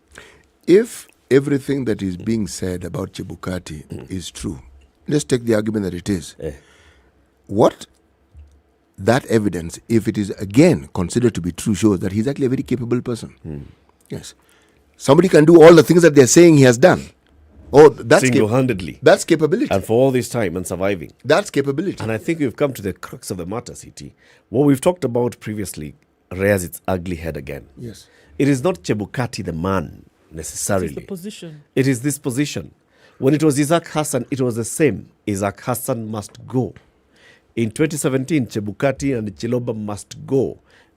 Before that, Sami Kivuitu must go. Even in Chesoni's time. Even Chesoni must go. For as long as we expose these guys to the vagaries of a politician, it doesn't matter. Today, remove Chebukati, elevate Cherera, or bring in somebody else. In fact, even bring retired Chief Justice Mutunga. Put him there. Tell him, man, you ran the judiciary so well, so nobody had an issue against you. Nobody even complained against you. Come and run this thing. Run an election. 2 elections. Mutunga must go. If this is why courts exist, if you don't have substantive evidence, essentially everything you're presenting falls in the category of hearsay. Now, this is me thinking like a normal human being. I'm not a lawyer. I don't even understand legal minds. I'm simply looking at this thing and I'm saying, what really are we talking about? We have an election outfit that exists for the better part of these years until that month when we have an election. we've had issues with that body, and we've raised them here. Said, hey guys, this thing is not making sense. This thing is not making sense. How are you guys doing this? We've raised them. You expect issues to arise? We keep being told they're being addressed. Now, we arrive, this is not the 11th hour, this is the 13th hour now, because the 12th hour was when we had the elections. So now we are on the 13th hour. We have a situation where we're looking at the person who is at the head of it, and where the Supreme Court are asking pertinent questions is, okay, folks, you 4 commissioners who have an issue, why didn't you raise these matters before? Yeah. And Valid questions. Everybody else, including the politicians, including members of parliament, if there are issues with how this commission is being run, how come nobody ever raised an issue? They did raise issues from time to time, though, but it was an issue that not is on done. the management. No. It was on everything else, not on the characters of the people who are in the commission. And I think there are questions jumping out today that if you then were elected as an MCA, if you were elected as a woman rep, if you were elected as a member of parliament, senator, and everything is all right, guess what? It is the same commission that oversaw that election which had you elected. However, you will take issue with the same commission over this one election. Okay. There are other elections where they have issues, but they never blame the commission. No. It's other things that are blamed. Yes. There will be petitions. There have always been petitions. They talk about irregularities. They talk about the other. They talk about all manner of things. Now, if the issue is voter bribery, it is not the IEBC who are involved. It is the political players who are involved. Now, it's a crime. And yes, it counts as an irregularity. The issues around the election and the things we keep seeing coming up reminds one very, very clearly of the same issues that we've talked about in this show regarding how those in political leadership and those in leadership conduct themselves. Now, it's coming to play out in this manner, the one that we're now seeing. Yep. Full glare. Let's take this break. Let's take a look at traffic. 23 to 8. This is the Situation Room, the only way to start your day. This nation has never healed genuinely from the 2008 violence. We've never had a healing process. We've swept it under the rug. Let me tell you, the handshake was the most disastrous political event in the history of country after the coup attempt of 1982. There's no Kikuyu pothole, Luo lack of water, Okamba, lack of traffic. There is no Luya lack of drugs in the hospitals. Or Jaluo one. All our issues are the same issues. If you are in a room and just about everybody in that room has a court case or another, what impression does that give you? What are you saying? Why haven't you done it in the last 20 years? But they're telling us, like August, some miracle is going to happen. My friend, I want to tell Kenyans you'll be in for a rude shock. The Situation Room, Kenya's biggest conversation. Cloudy conditions at 14 in Nairobi, highs of 23. We'll see highs of 23 as well in a sunny Nakuru at 14. Raining at 13 in Nyeri, highs of 21, and we'll see highs of 22 in a sunny Eldoret at 13. Light rain at 22 in Mombasa, highs of 28, and we'll see highs of 28 in a rainy Malindi at 24. It's 19 and sunny in Kisumu, highs of 27, and we'll see highs of 25 in Kakamega, where it's sunny at 19. Rain showers in Kampala at 20, highs of 25 and lows of 17, and it's sunny at 21 in Dar es Salaam, going to highs of 29 and lows of 20. 4 degrees and sunny in Johannesburg, highs of 20 today, and it's mostly cloudy at 24 in Lagos, highs of 29, and we'll see highs of 32 in a clear Kinshasa at 21.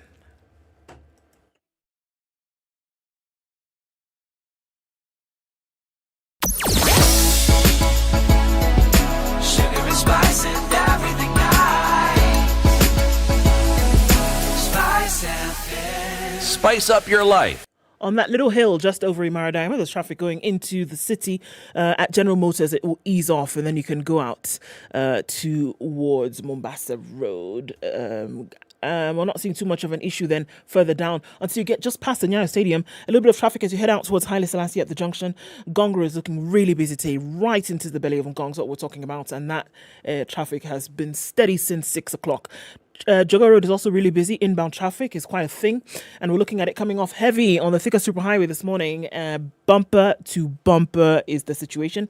Same thing replicating on Kiambu Road as well as Limuru Road. In and outbound traffic continues. It's Thursday and it's moving. Let's talk in about half hour. SpiceFM KE on Twitter.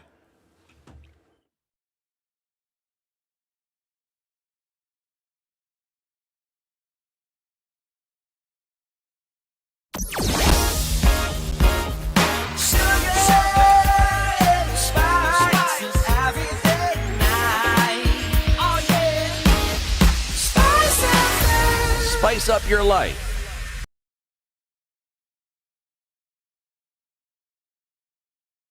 "20 minutes to 8, the conversation continues. This is a situation room on SpiceFM and online. We are looking at what was presented before the Supreme Court yesterday with regard to this particular presidential petition.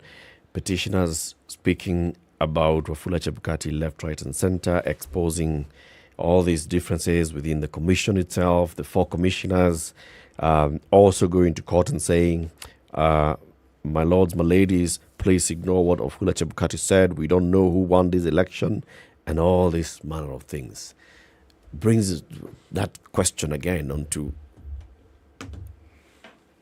the independence of the IEBC and then the building of trust on the institution of the IEBC.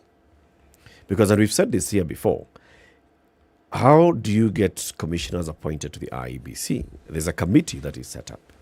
This committee comprises members, and it will have actually changed. When now the 4 new commissioners were appointed, the committee comprised more people coming from the Parliamentary Service Commission, that is MPs, politicians, and political parties, and then other special interest groups had 1 or 2 slots. Okay? So it's more politicians choosing who becomes commissioner of the IEBC. And then the IEBC does not have its own fixed budget or ring-fenced budget.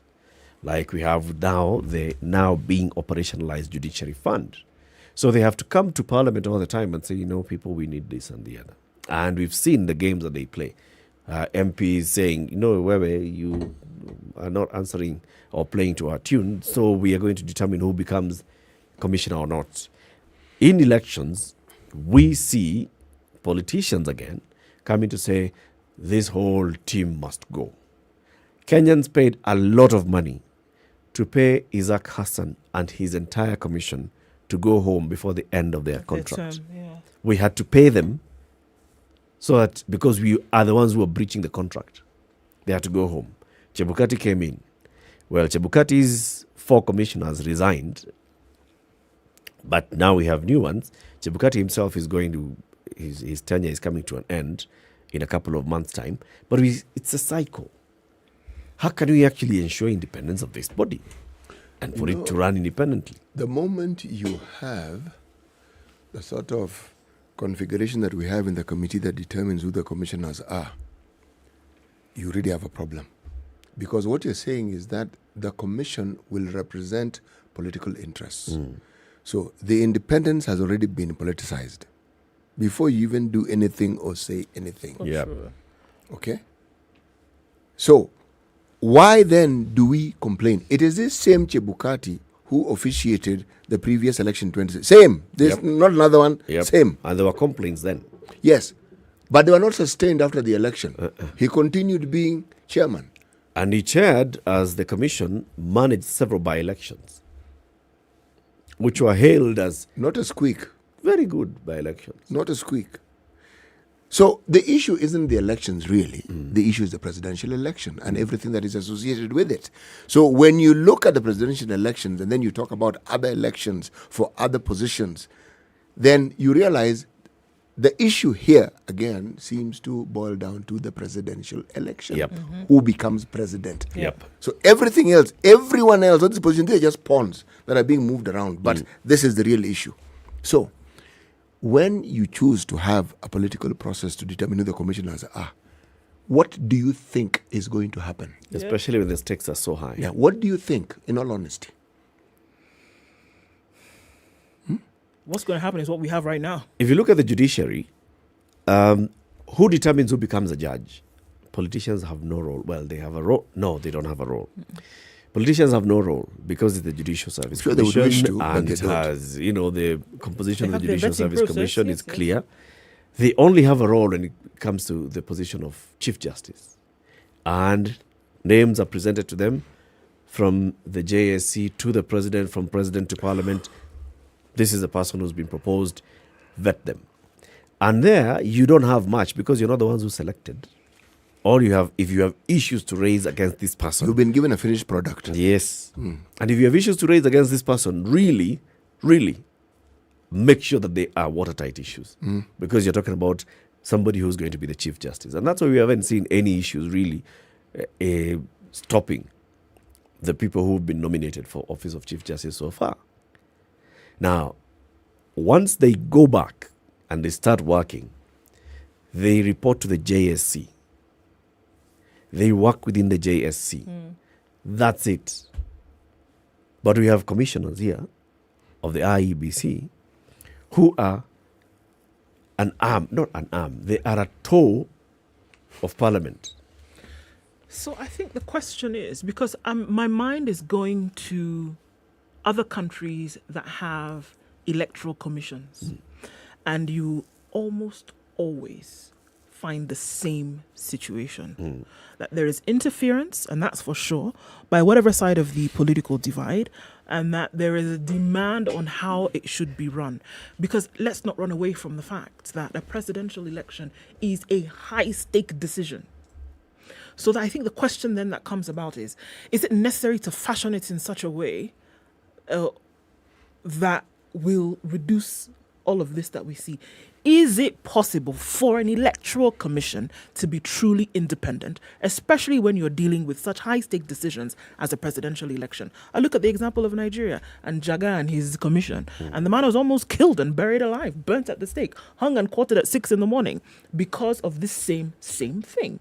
We look at the same thing happening in Côte d'Ivoire, same thing happening in Senegal, whereby an electoral commission is faced with this. Is it truly, and I think that's what we should be asking ourselves now, because for the last 20 years, every election cycle in this country, you have had an issue with the position of chairperson at the commission. And when you start to see that an election is coming about where a presidential candidate then will be chosen, you have this problem. Because look at all the elements towards this recipe. Why is it that when you have by-election, there's no problem? Stakes are not as high. Why is it that when you have MCA, WR, you have Member of Parliament, why is it that you don't have this? Stakes are not as high. Who coalesces around the position of president? Who wants to make sure that if this person becomes president, I and my other cronies also will benefit by the tricklings of power? It's a high-stake decision. And it's not just something that is unique to Kenya. Look at the countries where it doesn't happen. You don't have electoral commissions. You don't. You don't have electoral commissions where this kind of thing does not happen. So maybe that's the question that ought to be asked now. Is it actually possible to have an independent electoral and boundaries commission whereby you have decisions where everybody who's involved wants to be part of that decision? And I think the answer is glaring us and hitting us in the face. We can't continue like this. We cannot continue like this. We cannot continue getting to a point where, after an election, you started looking back. And then we personalize it. Because it's Kivuitu, it's Isaac, it's Chebukati. We're personalizing it. It's this person. This commission managed 1,881 elections countrywide. Well, 6 of them were not done on the same day, but all the others were done on the same day. Okay? If you're able to have 46,000, almost 300 presiding officers at polling stations, and those ones are able to oversee the balloting, they are able to oversee the counting, they are able to oversee the announcement of the result at that level, and then they start transmitting. At what point then do we start saying that this body is now corrupted? It's because the political players are trying to infiltrate the system. when they come and say the system was infiltrated, they should just basically standing on one side and saying, we politicians have infiltrated this system to try and game the system.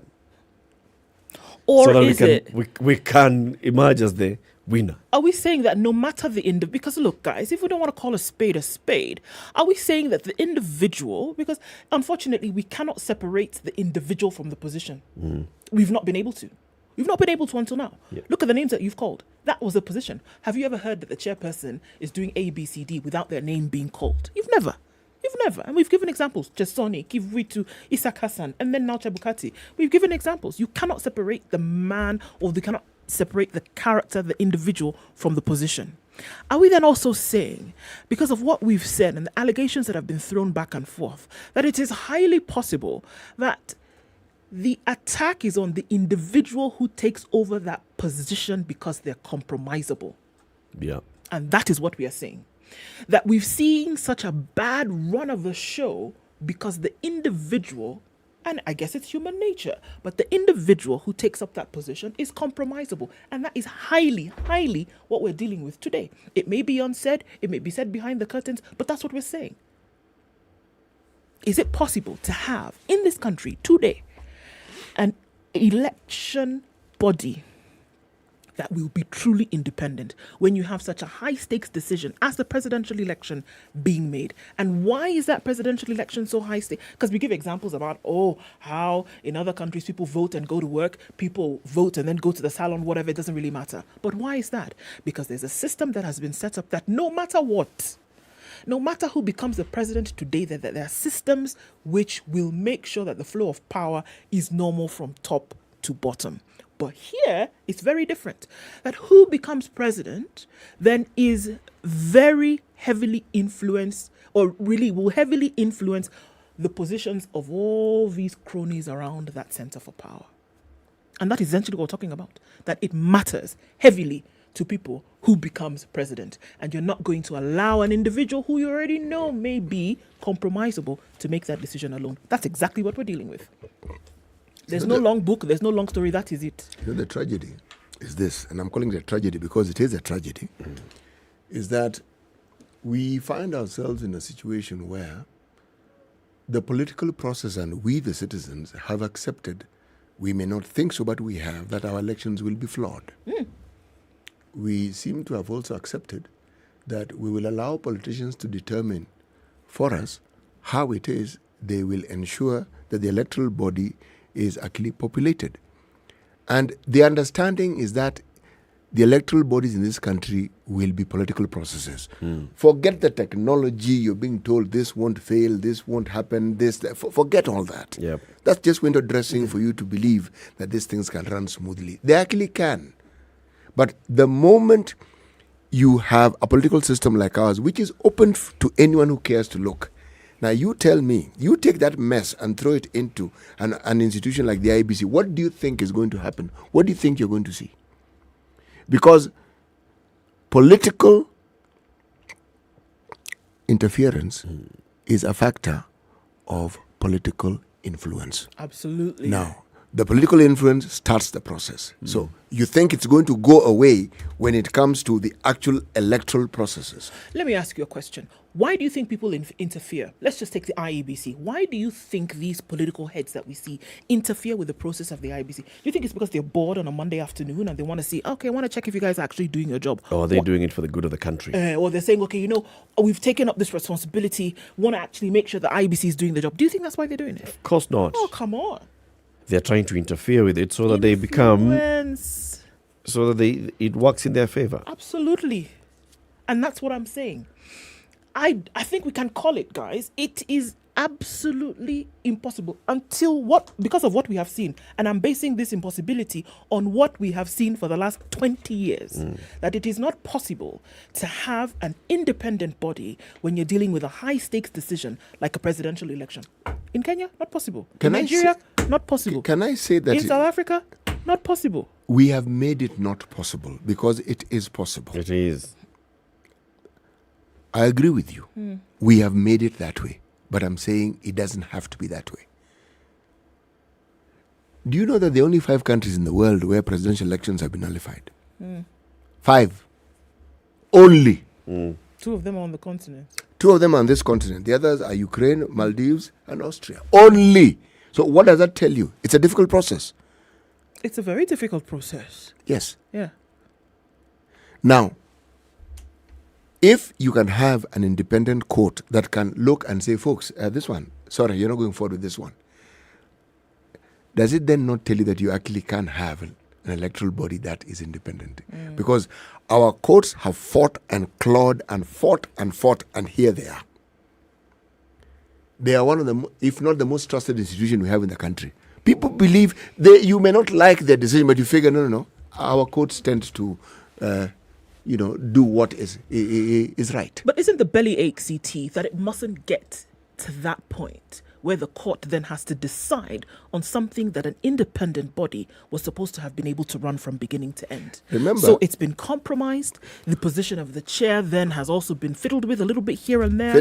And we're saying the reason why it has come to courts, and an election in 5 countries on the globe has been nullified is because here, somewhere here, with those who've been given the responsibility to get this business done, there's been a problem. The courts are there because when you have laws, let's start with the laws, it's because human nature is understood. It has a capacity for being deviant, okay? Or a natural one. Yes. So you have to have an institution that sets it back on the right track, okay? Now, when I say the judicial system in this country clawed and fought to get to that independence, it's because if you look at our history, we had a judicial system that was in bed with the executive for the longest time. So in fact, going to court was a complete waste of time in such matters. You knew. If you were on the side of the government, then going to court was okay. If you're not, look, you knew the outcome even before the judge pronounced it. Every once in a while, you'd get some crazy judge who actually attempted to be independent with dire consequences for them. Okay? But here we are. If we can have an independent judicial process, and even then, you will find from time to time the human element creeping in, and you find a judicial officer who has decided to be gung-ho about the way he goes about things, but that's on the one-off. Now, we can have an electoral process, an electoral body that is independent. We can. And independent of whom? It's independent of the politicians. It's the political heads we're talking That's about it. here. The independence that we talk about here, it's because what we mean is it shall not be influenced, external influence. Who is external? I mean, Eric just wants to vote. And this is the thing, because when we talk about interference, who's interfering? Who is interfering? I mean, I took issue with IEBC and I said, look, there are certain things you have to do. There's certain things that you must do to be seen to then be transparent in your action. Get that sorted out, but you're fine. But the truth of the matter is that people are not interfering. The people who go to vote, wake up on a Monday morning, CT goes to We don't vote. interfere. It's not interested in what's going on at the IBC. Are you calling every minute to say, hey, folks, how about that register? You're not Even doing your local that. MCA You're not. chap is not really interfering. They'll try to game the system, but they cannot really interfere. The people who interfere are the big political To interfere, you need power. And that an is MCA it. doesn't have that power. And Even ask yourself, with that power, why would you interfere? Because Kick there's those something guys further out. you're looking for. Kick those guys out and we'll have an independent commission. And once we have an independent commission, in fact, starting from the point of, if you ever raise an issue about an IEBC commissioner and you cannot substantiate, then you should also face consequences. Yes, you should.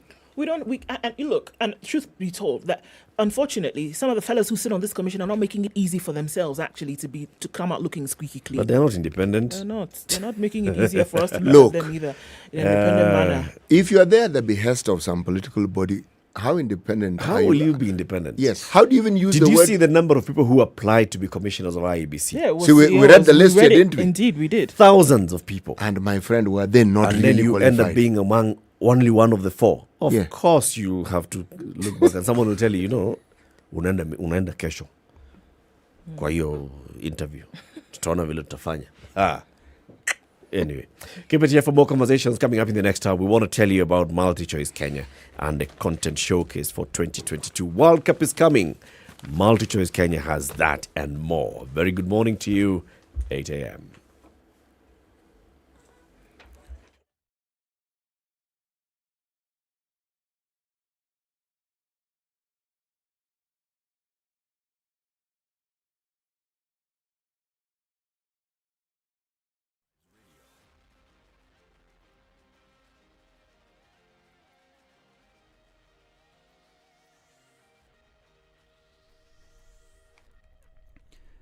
Good morning, this is Newswire. I'm Dennis Aseto. Lawyers representing IEBC will be presenting their defense before the Supreme Court today, as they are equally expected to respond to critical issues raised by the petitioners. Yesterday, CJ Bathakome and her deputy Philomena Mwilu asked the lawyers to explain when the divisions began to be witnessed among the commissioners, considering that they were all seen at the Bomas announcing the preliminary results of the election.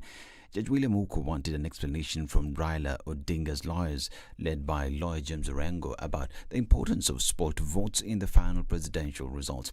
In addition, Judge Smokin Wanjala asked Orengo to clarify the importance of the percentage of voters who came out to participate in the election and if that percentage affects who is declared winner of the election.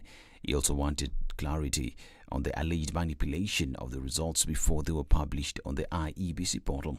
Judge Ouko, just like Justice Wanjala, has asked lawyer Julie Soweto to explain in detail how the postponement of election in some areas of the country affected the voter turnout.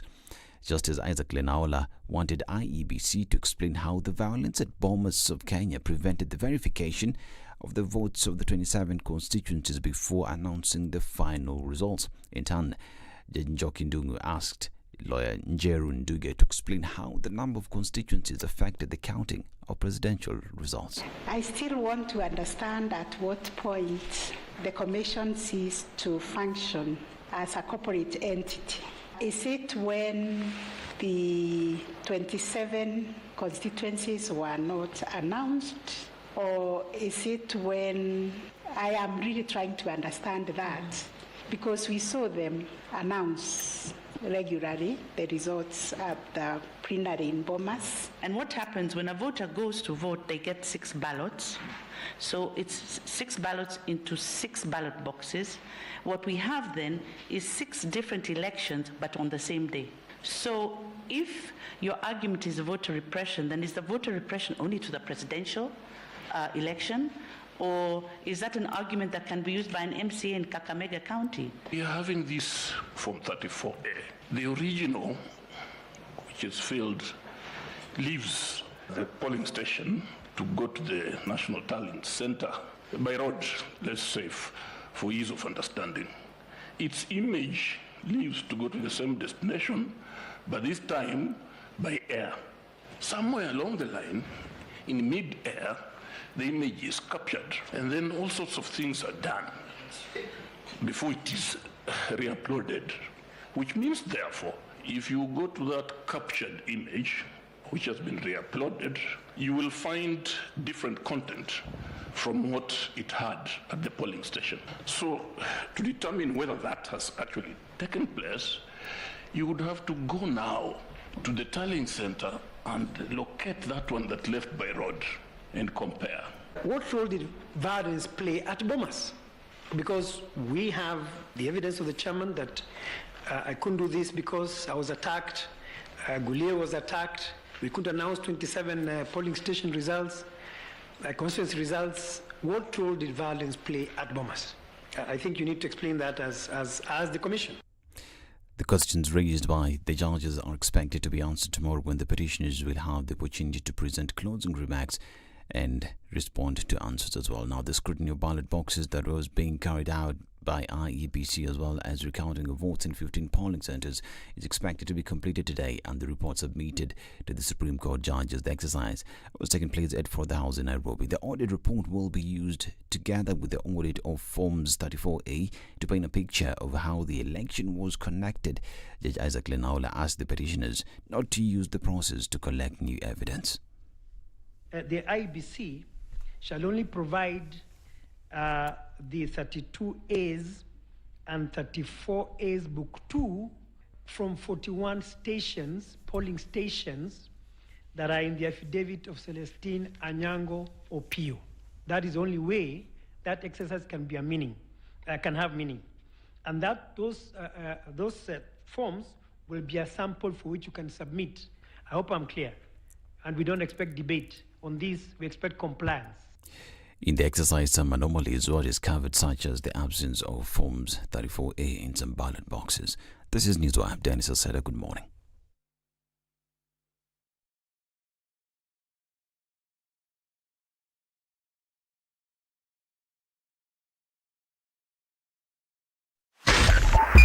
102.5 Spice FM, Kisumu. Thika Superhighway, quite some traffic this morning coming into the city, and it's going to be bumper to bumper for some time. We're looking at coming off of Kiambu County, as well as looking at Kiambu Road. That's really heavy. Coming in through Limuru Road, also pretty heavy as well. James Gishuru, there's something ticking there. It's been going since about 6:30, coming off that Kingara and Gitanga Road junction out towards Wayaki Way. Not quite sure what's causing that, but it's really heavy at this point. Also looking at coming off Mombasa Road, we'll look at that Imara Daima drift, and that's where you have some traffic. And Jogo Road as well, pretty busy as you're going towards Landis, which, by the way, right now is clear and free. We're likely to see some more movement at about 8 o'clock, 8:30 or so. All right, let's keep an eye on things this morning. We want to keep things moving this Thursday. Let's know what's going on in your neck of the woods, and we'll try to keep things moving. SpiceFM, KE on Twitter.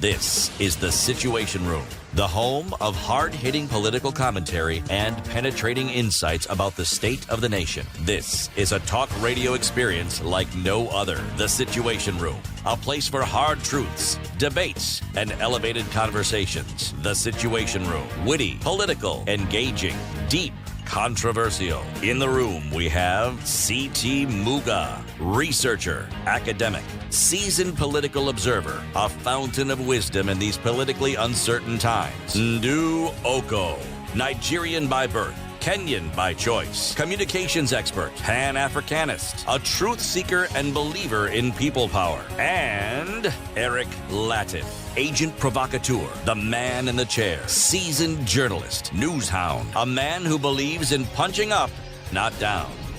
This is the Situation 87 Room, minutes after 8. the Good only morning. way to How are start you? your day. Welcome to the third hour of Kenya's biggest conversation. This is the Situation Room. We're back. We're live on Spice FM, online, YouTube and Facebook, and also on KTN Home. We have these conversations in each and every weekday morning, apart from the weekday mornings that we are not here. City Muga has the day's proverb before we introduce the guest that we have in the studio. Our proverbs are still from the country of Sudan, the Sudan. A young crocodile does not cry when they fall into the water.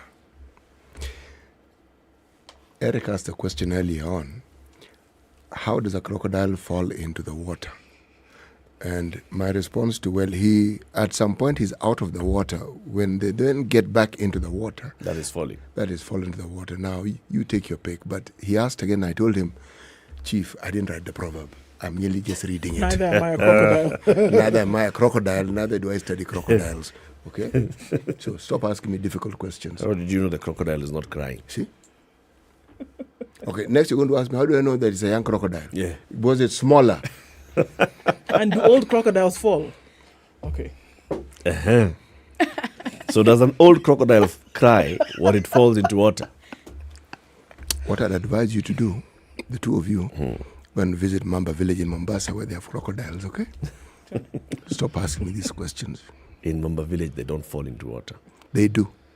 From where? They climb a tree and then they fall into water.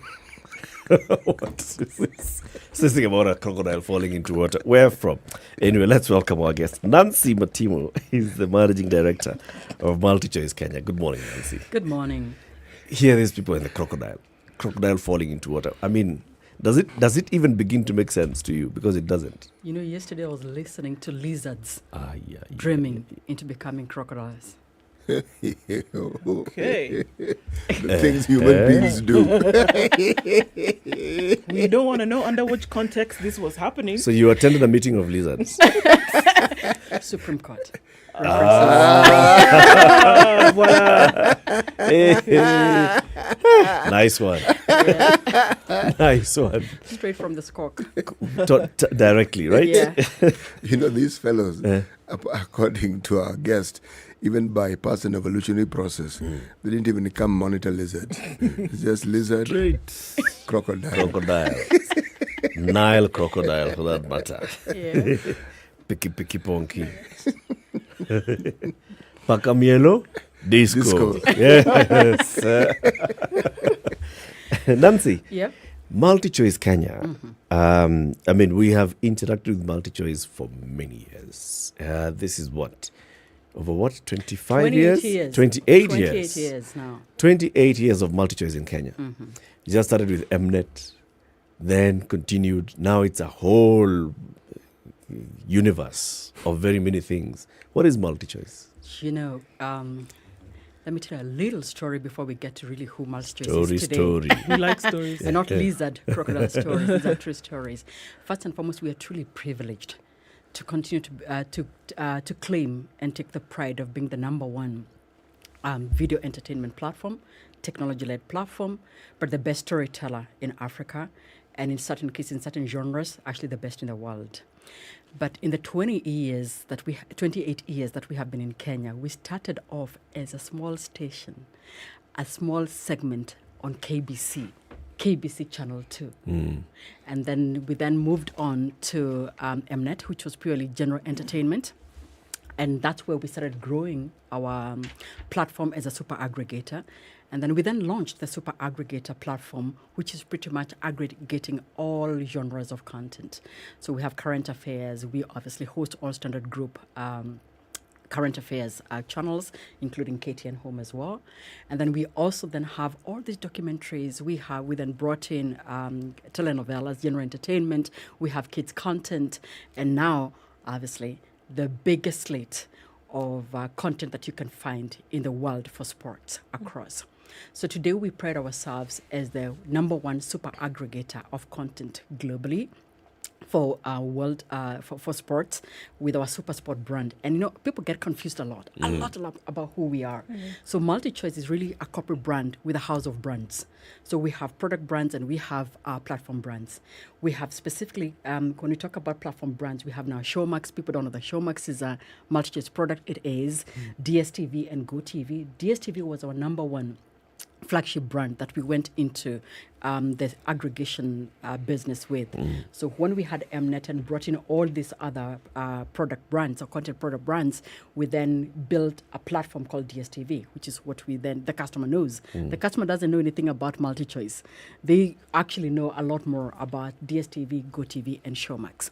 So, and then on the content product brands, we have Mnet that you know very well.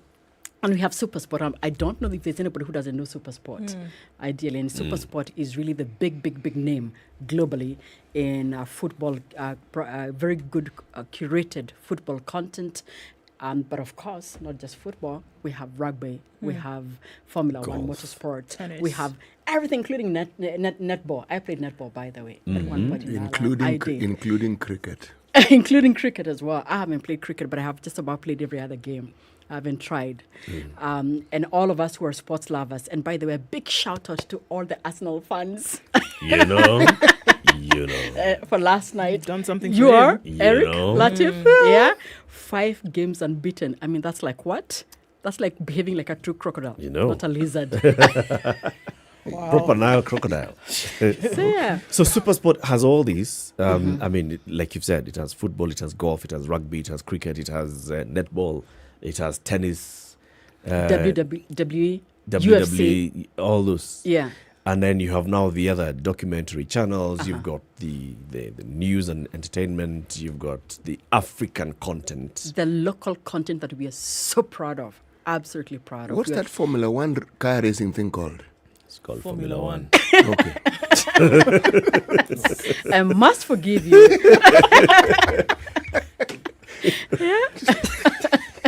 All right. So in motorsports, we've got Formula One, amongst others. Okay. Yeah. World Cup is coming. Now that we're talking about football. Yeah. And, there used to be a time when you'd not really be sure how many games you're going to be able to watch on your local channels or your local TV. What's the plan this year? So the reason why I'm actually in studio today, over and above all the conversations that Small Church, is really the World Cup conversation. Okay. And then we'll be talking about the showcase that we'll be doing later on KTN Home from 10 o'clock afternoon, live in studio, showcasing all our content. And what you will get to see is a proof that indeed we will bring you all the games. All games, literally. all 64 games. All matches. 64. All 64 matches and in HD on DSTV. Live. Live on DSTV. Right. And a lot of people have often told me, but we all can't afford to watch premium. We can't afford to watch Compact Plus. We can't afford your price point is fairly high. But we are going to have all the games at a price point of 3,000 shillings. So at Compact, and anybody who can afford to pay for Compact and above will get all the 64 games. Is Compact the lowest? No, it's not the lowest. So we've There's- got Access, which there's costs Access, about yes. 1,000 shillings, 1050. So from Compact Yeah. upwards, you have access to all the World Cup matches. All World Cup, 64 games in HD. But what's even better this year, we are going to have all 64 games on GoTV. It's a first.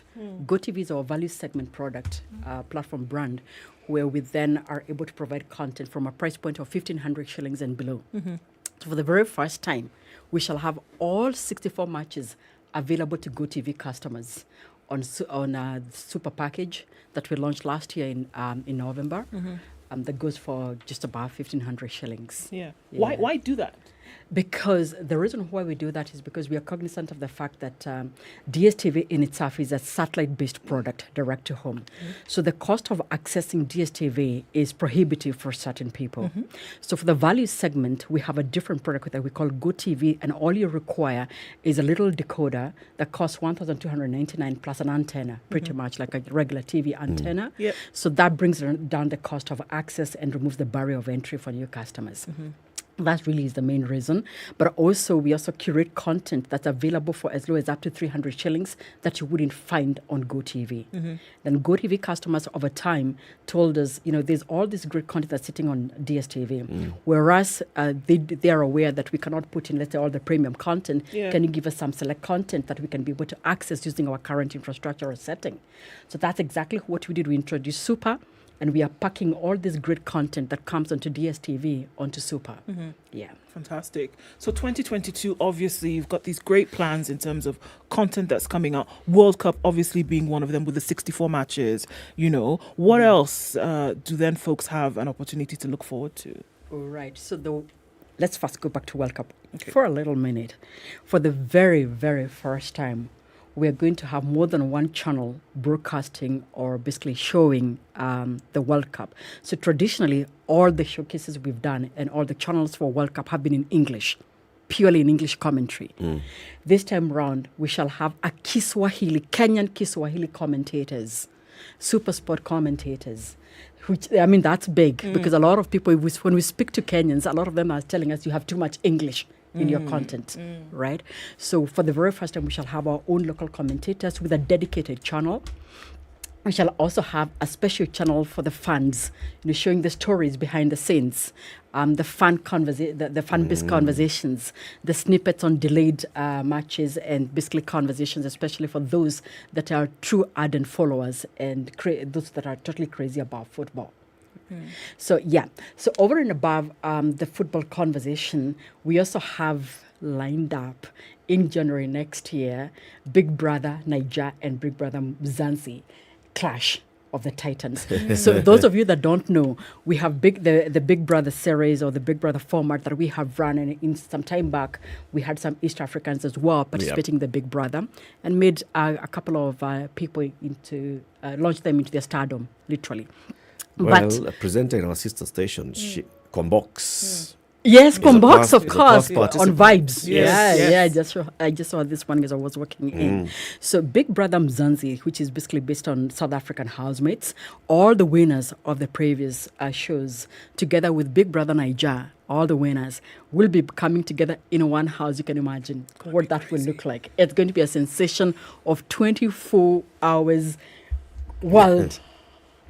I don't know how to describe it. More than you can anticipate and expect, I tell you. I don't even have the words to describe, but I guarantee you it's going to be fireworks and, like some Kenyans say, mortify. It's going to be mortify in that house. 24 hours for 3 months. Wow. This football, is it also going to be available on Showmax? Yes, the football is going to be available on Showmax. It will be available on DSTV, on GoTV. The difference with Showmax and DSTV and GoTV is that Showmax only shows select select Matches. leagues. No, select leagues. So they have the EPL and they will have World Cup. So World Cup will also be available on Showmax. Yes, right. The difference is you will have all World Cup matches on DSTV in HD. Then you will have the Kiswahili commentary as well that you won't have on Showmax. Yeah. And then you will also get to have the fun shows, the fun channel as well. Yeah. But did I just say that we don't just do football? You did. Yeah, did I also suggest that we just don't do Big Brother? Yes. Go ahead. Because we are a house of brunch that brings entertainment and infotainment that is curated for the African viewer with a very special purpose. We're a purpose-led brand. So we don't just bring in content for the sake of bringing content. We are also aware that sometimes people want content just to sort of relax, you know, sort of, just to distress, And also people are looking for content for, personal development. Yep. So we have a lot of content that is created around personal development that is designed for, enabling, inspiring, connections and bonding for families and friends. But specifically, we have now gone really big into our own local Kenyan African content. And as I keep saying, it is time that we really started taking pride in who we are, our true, authentic stories, because whether we speak English or any other international language, the fact of the matter is that what we do from when you wake up from morning to evening, your culture, your traditions, your behaviors, your stories are very different from what the Englishman would possibly have. So we have recently really stepped up the game around original programming in the country. And you will agree, those of you that haven't watched Selena, please, if you don't know Selena, surely You don't know Kenya. you don't know Kenya. Even the outgoing president, His Excellency Uhuru Kenyatta, knows Selena. And when he hosted the cast of Selena, he asked them, what would you like us to do for you? And all they said, honor Selena. And thanks to Pascal Tokodi for that. Yeah. So even as you're saying this, Nancy, Yeah. I mean, I hear that, there's clearly been, even just across the continent, there has been the increment or the increase of local content. We saw with Africa Magic, East, West, all this. So is there then the encouragement to have local producers be more involved in the process? Because, of course, the thoughts before that it was so Eurocentric, but then over the last few years, we've seen that there's been really an increase in a lot of the content coming in from West Africa, coming in from East Africa, parts of Southern Africa. Okay. Even with So specific language what channels you too. might not know, the producers of our highest grossing local content pieces are Kenyans. 100%. The directors are Kenyans. The entire, so you will have a few people here and there, maybe one or two directors on certain shows that will possibly come from outside to bring the best practice, like we had in the case of Adam with Crime and Justice. But Sanura, Salem, Selena, Kina, Hula Baloo, all those 100% County 47. local talent. And we're even going a step further.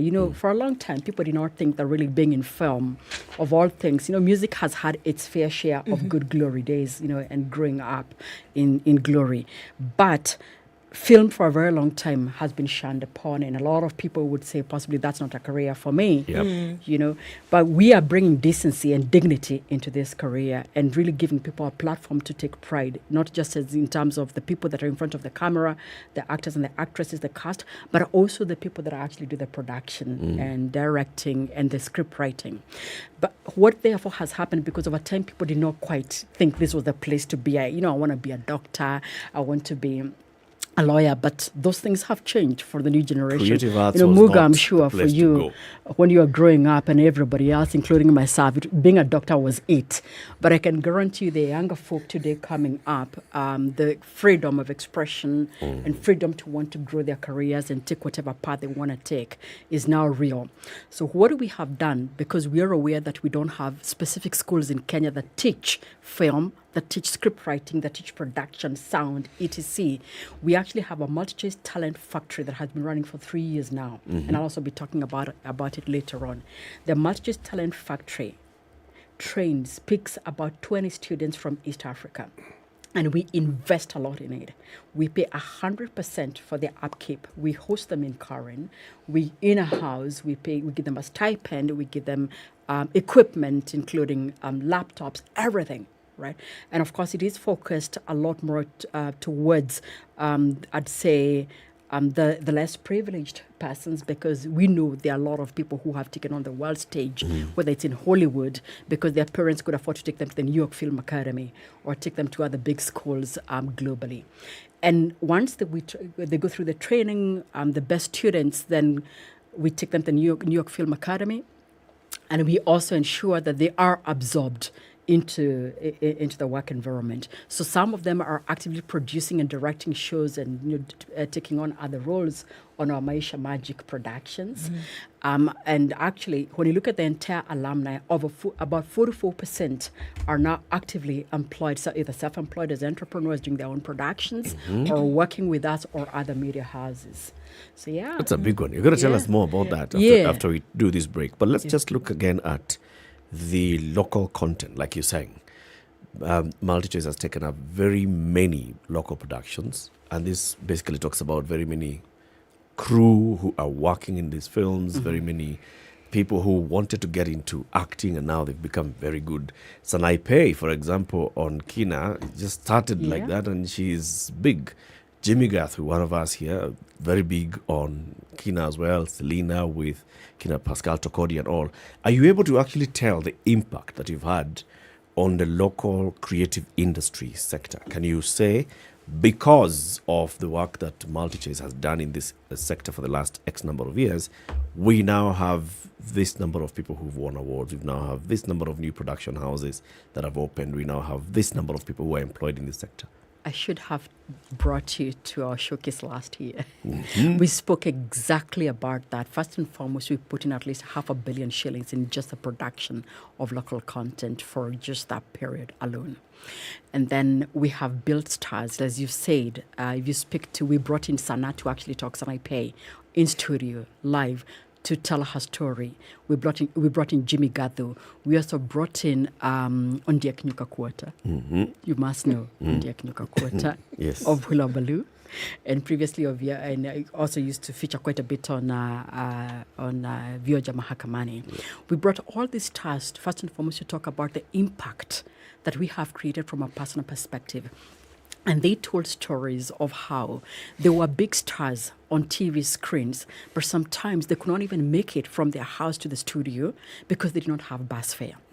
Then comes in Multichoice, and because of the way we also structure the contracts and sort of, long-range programming that we do, they were assured of more work, and they've not only been able to move up in terms of where they live, but they've also been able to buy cars. There's some who have actually given testimony that their first car they bought courtesy of being able to do the shows with Multichoice. So I like to speak about the person. You say, it's great if I tell you about how much contribution we've done to the GDP, but how does that translate to individuals? To individuals, because that's what we want to hear, and the impact.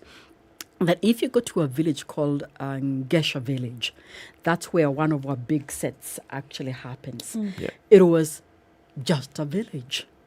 But now what we did, we got the locals to help us do the production sets, and they would show up. So instead of going to the mtaa, to do whatever they would do when they're in the mtaa, they were actually gainfully engaged morning to evening, coming to build the sets. And because, again, it's long-range original programming in terms of time, we were able to convert that whole village into a really vibrant village. So if you go to Gesha Village, it really is no longer what you possibly would call a hamlet, but a real vibrant, commercial center as a result. So those are the real practical differences that we are making. But we have our stars winning awards. We've had Sarah Hassan, as you're aware, is one of our big actors as well on Crime and Justice. We have various other big persons and big names that have come up recently. We have Brian Kabugi, a young upcoming actor. If you're a Kina person, you must have watched Brian Kabugi. So it's we really are very proud of the work that we are doing. And if we have time one day, we can possibly bring in the cast, the directors, and we'll tell you the stories, the phenomenal stories of what that investment has meant for them and the transformation we have driven in the country. Let's take a break. 8:30, Kenya's biggest conversation. Nancy Matimu is the managing director of Multichoice Kenya. Multichoice Kenya, we are talking about DSTV, GoTV, Showmax, and we're talking about the entire array of content that's aggregated by this huge platform, telling us that all 64 matches will be live and available on DSTV from compact onwards, right? And on GoTV from? On Super. Super, GoTV on Super, and also available on Showmax as well. Plus, this time with Swahili commentary. Swahili commentary. And fun channels as well. There's also something else that's happening on Showmax, which is County 49. Yep. Yeah, big one. So there's a governor. Governor is corrupt. Governor goes to court. Deputy governor takes over. Deputy governor is now in office. And there are issues. Deputy governor is being told, now is your time to shine, sister. So, County 49, Boatele County, fictional county. However, there are many parallels I think you can draw to what's currently happening here in the country. But it's one of Showmax's, great offers that comes off this month. For as low as 760 shillings per month, you have access to all this great content and much more. Yes. Let's take a break. We'll be back shortly with Nancy. This is the Situation Room, the only way to start your day. Unfold a whole new world of greater experience with the Samsung Galaxy Z Fold 4 and enjoy the Get More Done device that's perfect for on-the-go productivity. Trade in your old device with Badili for the multitasker's ideal phone and get 25,000 shillings over traded in phone value. You can also get it now and pay later with Aspira at 0% interest for 6 months. So pre-order yours today and get a fold cover with S Pen, Samsung Care Plus and 24 months warranty. T's and C's apply.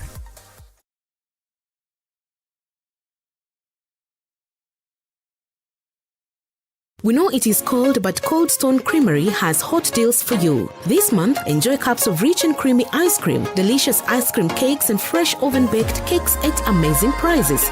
Visit any of our stores in Nairobi or Mombasa and indulge in your favorite treats. Cold Stone Creamery, the ultimate ice cream experience.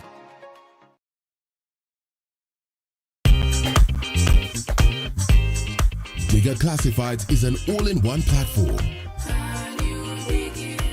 to find jobs, buy and sell motor vehicles or properties, to pay tributes to the special people in your life. www.digger.co.ke, the one address in Kenya that everyone loves to visit. Digger Classifieds.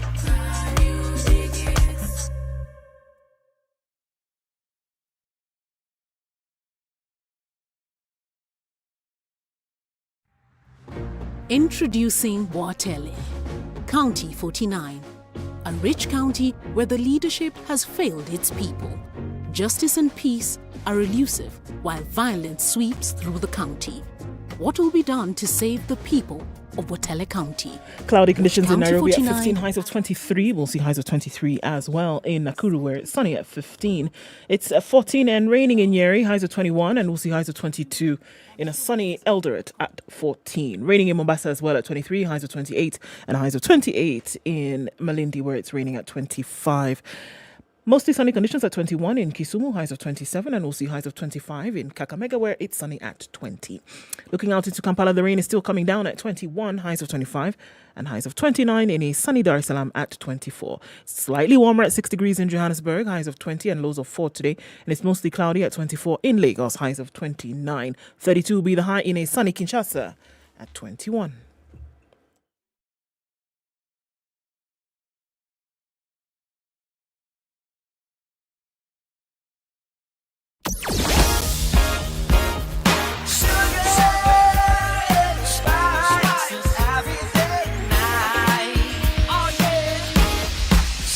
All right, traffic continues in most parts. Traffic hour started really early today, and we're seeing really heavy traffic on Gong Road as well as James Gishuru. That's not letting up. Still not quite sure what's going on there. Folks, talk to me. What's happening on James Gishuru this morning? You're connecting with Waiyaki Way, and then folks are spilling over to the Red Hill Link Road because Waiyaki Way is not giving it up either. What's going on here this morning coming out of Westlands?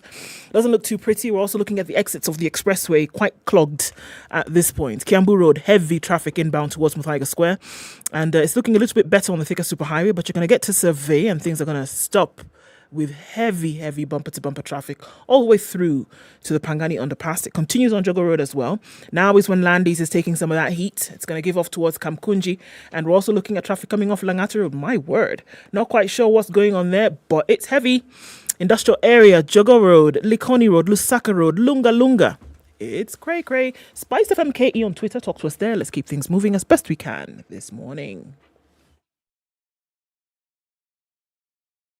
Classic soul, R&B, smooth jazz, neo soul, and nostalgic ballads. Make some noise. Yeah. You're listening to Spice FM.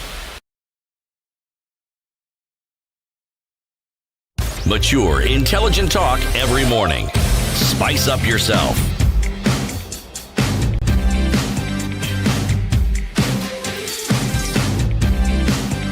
Mornings. The conversation continues 24 minutes. 94.4. This Spice is the FM. Situation Room on Spice FM and on KTN Home. And this morning on Spice and KTN, we are hosting Multichoice Content Showcase 2022. In fact, from 10 a.m. until 12 noon, we'll be having an event right here in our offices, and it'll be streaming live on KTN Home. This is the Content Showcase for 2022. Nancy Matimo, Multichoice Kenya Managing Director, is here with us in the studio. We're talking about everything that Multichoice has to offer. So let's talk about the other side now of business. All right. So 28 years in the country, started as Channel 2 KBC, into Mnet, into becoming big, and with the decoders, the Explorer, where you could save and rewind and do all those things. And then internet penetration happened. Did that affect your subscribers to DSTV, for instance? I'm going to digress. And I'm running away. But let me first begin by saying your studio, it's so good. It really is really beautiful. And I'm sure if I came here 28 years ago, it didn't look like this. 28 years ago, this building didn't exist. Right, indeed, right? Yes. And if I came in possibly even 10 years ago, the infrastructure, what I am seeing here, I don't know what to call it, but it's just really, really, really... 10 years ago, this was an empty space. Yeah. Yes. Yeah. 4 years ago. Yeah. So I guess, and the reason why you continue to be so relevant today is because you have to move with the times. Yes. And you get to see what's happening. Right. So definitely, internet penetration for us, I always say, is a very good thing. And if you listen to all of us, because we have to move with the times. The world is going digital. But for us to be able to actually really, truly, and be able to play in that space, there has to be the enabling infrastructure. Yeah. So we're very pleased with the work that the internet service providers, whether it is led by the mobile national operators or the regular ISPs, in driving penetration in the country. So we do have 12 million households in Kenya. 1 million of these are already sitting on high-speed broadband internet through fiber and other forms of wireless 4G connectivity. And of course, we do have another ISO 54% penetration of smartphones in the country. So what does that mean for us? It means absolutely nothing but opportunity. So internet for us is not a threat. You will recall we were the very first ones to deploy the trials. We came in way too early before the game with DSTV Walker. Yes. If you remember DSTV Walker, I had it. You have to remember Muga, surely. Yes, my age allows me to remember such things. So the DSTV Walker well ahead of its times when we were running not even on 3G, right? And it could not actually sustain. And as a result, Walker, man, it would be nice. Yeah. When you're just out there in the bundos and you're carrying your DSTV with you and you're watching the Arsenal game. Exactly. And we're and we're talking about 10 years here, ballpark 10 years thereabouts, right? So the journey of innovation towards the future of technology started a while back, and obviously we do have a proper R&D innovation team that is forward-looking, that works to support all the 50 African country operations where we sit in to be able to see that future. So let's fast forward to what's happening today. right? So you mentioned Showmax a lot. So Showmax is a multi-choice product, and it was designed for a truly fast to mobile and true digital experience, designed for the mobile user and for the smartphone user, but also extended to the big screen. So you can use it, you can be able to access Showmax on your smart TV, you can be able to access Showmax as well on your tablet or your, whatever smart device, as long as you've got great 4G or high-speed internet. Now, again, let's fast forward a little bit. Not everybody wants to watch on the small screen, though I was surprised. We went around this country and went as far as areas that possibly you would think that people are not using internet 24/7 and consuming video. And I was in Kawangware and met a good young man, friend of mine called Dixon, in his cage, in his one room. He was definitely in his 20s. He works as a casual in a tech company, so paid on contract ideally. But what they do is that they buy bundles on a daily basis and sometimes share some buzzer bundles. And he watches Chelsea on the app. He watches content on the small device. He's got a small TV, but he told us because he doesn't have time to come home and watch the small watch on his TV. He's out there most of the time, and he doesn't want to lose on the action, so he spends time watching on his mobile phone. Yeah, on the mobile phone. But what was even more shocking for me is that when we went to other households, they would tell us that even they watch long format, a full movie on the small screen, literally. Watch a full game on the small screen. And one of my colleagues actually says at 3 a.m., I'm not so sure why she wakes up, what she's doing. I shout out to Jackie. What do you do? I'm not so sure. But there are so many people that are watching She's content. up at 3 a.m. 3 a.m. watching content lying sometimes. on her bed, just lying holding on her her phone. bed, yes, watching content. Jackie. Yeah. But I'm circling back to Showmax has limited content because it's priced up to 2,500 shillings and below. So all this other great content that we have is sitting on DSTV. The biggest library of video entertainment sits on DSTV. And therefore, for DSTV customers, we launched the DSTV app again a while back. And we've actually came in first with DSTV.now, DSTV.now.com, which if you go on today, you can watch content on your package wherever you are at for as long as you're an existing DSTV customer and the DSTV app, right? But then for you to watch on the DSTV app, traditionally, you're required to have an existing DSTV subscription. Yes. And what does that mean? You must have had a decoder. A dish, blah, blah, installation. Yeah, right. So one of the other homes that we visited was a home in Kileleshwa for a mid to high-end professional, discerning professional, works in a tech company, and she was showing us exactly what her house looks like because homes have evolved. And she has this, huge smart TV with different devices, very connected home, right? But what she mentioned is that she really doesn't enjoy it when people come to do installations and cabling. She actually doesn't like it. She's her space. And there are more people saying that, saying, what, as long as I move in, I have internet and I have my device connected, I am That's good. it. I'm good. So we therefore saw that we definitely do have a gap in that space because you have to wait for someone to come and do the installation. And as I were chatting off earlier on, this month of August, we have launched DSTV via streaming, completely decoderless, dishless. Currently testing it with friends and family. So we've launched it to friends and family, and therefore anybody, including if you're that young student that the university in your room wants to catch your favorite game, could be Arsenal. There's a story behind why I keep talking about Arsenal a lot. There clearly is. I'll tell you that story later on. But yeah, you don't have to wait for your folks to go home to the folks, to your parents, or whatever you watch. You can just get in and go into dstv.com, land in there, choose whatever package that you want, pay, and go straight to watching, literally.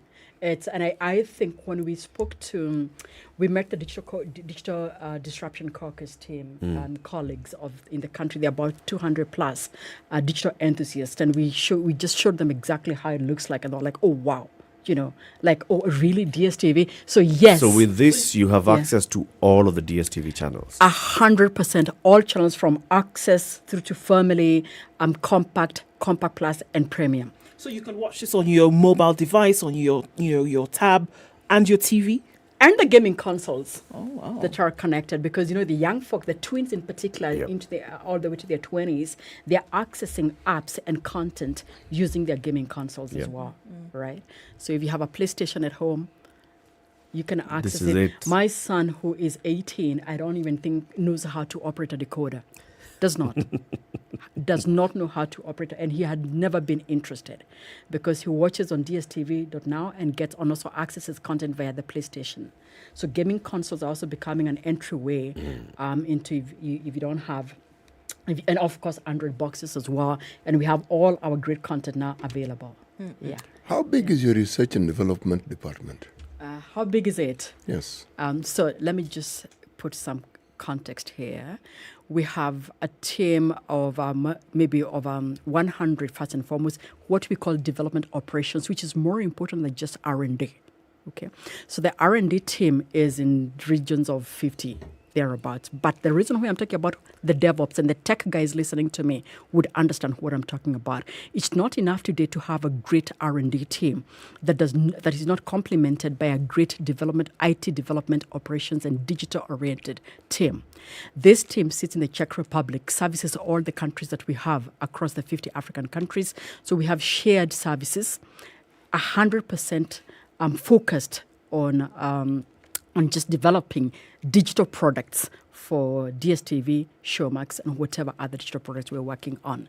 On top of that, we also have teams seated across the globe, including India, that support our digital teams as well, working with us. So when we say we're a technology company, sometimes people would dispute and say, yeah, technology in direct-to-home satellite, technology in DTT terrestrial. No. We are also squarely a true digital technology-oriented company ready for the future with the right skill sets, development ops, including those of you that are tech in nature, not just the developers on Android. I'll be talking about our innovations before we close the show, I hope. Right? Because for you to do the DSTV app, you have to develop it for Android users. You have to develop it for Apple users as well, iOS. But you also need cloud expertise, people who understand, Amazon, AWS, cloud, Microsoft Azure. So we do have that whole skill set, which many people would not associate traditionally with an entertainment company. Sure. Yeah. I'm just going to go back to the content a little bit, because you talk about, obviously, proliferation of local content across the continent. And so will you go beyond a lot of like the drama series that we see? Will people be able to come to you and say, look, the documentaries that CT loves, will you be able to say local content now in other genres of entertainment, gaming and things like that are, really big today, of which you have, local expertise? Oh, yeah. We're doing that already. So if you look at the content slate, and this is not just maybe for Kenya only, if you look at the African slate, we've been very big on telenovelas and very big on, local drama, at that level, and huge on current affairs. And that's where you get City, where you're yawning. The yawn isn't that I am fatigued or that you're boring. No, City. None of the above. The yawn has to do with my body that is recovering from an ailment that it had. I see. Yes. So and from the realization that, this is what DSTV and GoTV is all about, you must be shocked. No, actually, when I yawned, I remembered something else that I actually liked. You have a history channel. Yeah. And curiosity. Curiosity stream. So we have history. Now, since you've been gone for so long, you must come back and watch the curiosity stream. You'll love it. So then coming back to her question, specifically around what we're doing to bring in other forms of content, I will tell you on a little secret. A lot of people say that we have a lot of repeats. Yeah? Do you know why there are repeats? Why? Because we don't have enough content. No way. I'm telling you, we don't have Is that enough the reason why? hours. Because Absolutely. somebody's asking, how many times can I watch Rambo 3? I know, absolutely. So now, but guess what? We are now addressing that proactively, and not only just generating our own original programming and driving our own productions, but commissioning shows. We are so Kilo culture. I mean. City Even may not City know. knows. Oh, yeah, City knows. Yeah. Oh, fantastic. Smile and wave, City. So we do actually, for using regular language, buy content from local producers. As well.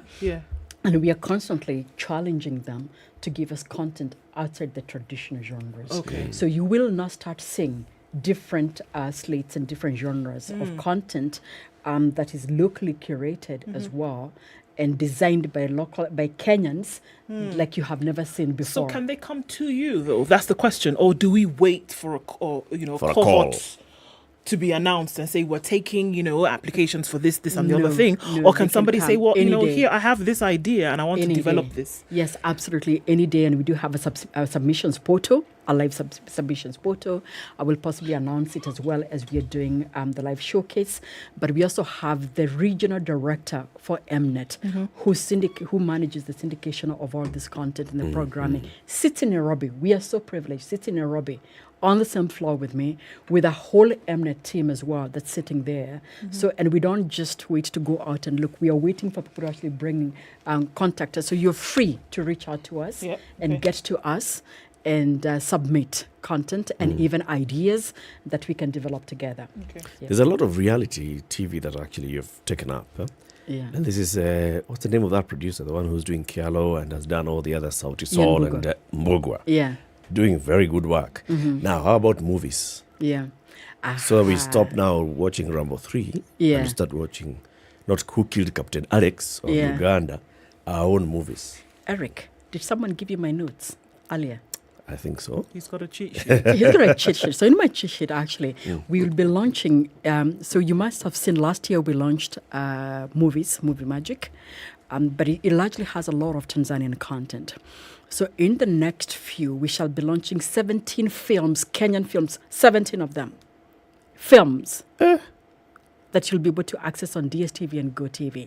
So we are also not just doing the series format, but also going into the movies format as well. And we shall be, launching movies content. You mentioned that you're going to talk about your innovations. Yes. I'm actually waiting for this with bated breath, not with yawning breath, bated. Okay, all right. So those of you that don't know and are listening, City was with us, I think, so many years when everybody had to walk into a shop to either buy or even when your subscription came to an end. And to renew subscription. You had to come to renew your subscription. You had to come to Karuna Road in Westlands. Yeah. Or in Upper Hill, what is now Hill Park. We had one of our branches there. And we had very few branches, so we had very few people also accessing DSTV. And you also had queues. And we had queues. Yes. And that's where for a long time people said that DSTV was for the rich person. But now, with innovation and technology, we've democratized and changed that script completely. First and foremost, you never ever have to come to our shop, even to buy. You can dial *423 and select buy, and we shall have somebody call you back in no less than within the day, and you will have an installation done in 48 hours, just like you order your food on Jumia or you order your food on Glovo. You can order, enabled of course by technology and e-commerce, our own built e-commerce enablement processes. And then you never, ever, ever have to come to the branch because you want to renew your subscription. Right. Neither if you want to change your package. So a lot of people, you ask me, do we have packages that are lower than 3,000 shillings? So there are a lot of Kenyans who, when they came in, because we were selling the entire bouquet of premium products, there are a lot of Kenyans who then were on 7,000, 8,500. Yep. And when you think DSTV, you think that price point a lot of the times, and maybe 5,000 shillings. The truth of the matter is we actually brought down a lot of content that was sitting in premium. The EPL, the Premier League used to sit upwards of Premium and Compact Plus. We brought it to the 3,000 price point on Compact. So to be able to change your package depending on whether you want to upgrade upwards, in this particular case, if you want to come, let's say, from family and you want to go to Premium to watch rugby. I know City is a rugby player. What do you play? What do you watch? Or what do you love? Football, Formula One. Who's your favorite player and what's your favorite team? Arsenal. All of them are my favorite players. Okay, so I must tell you that Arsenal was not necessarily my best team. So one day, several years back, my husband and I were watching the game. And he was really insisting I must watch the game. So I said, fine. He's an Arsenal fan. And guess who was playing? Wigan Athletics. So obviously, I then supported the underdog. Yeah, but poor me, my underdog has not seen the light of day. That was the last time Wigan played Premier League. We're constantly relegated.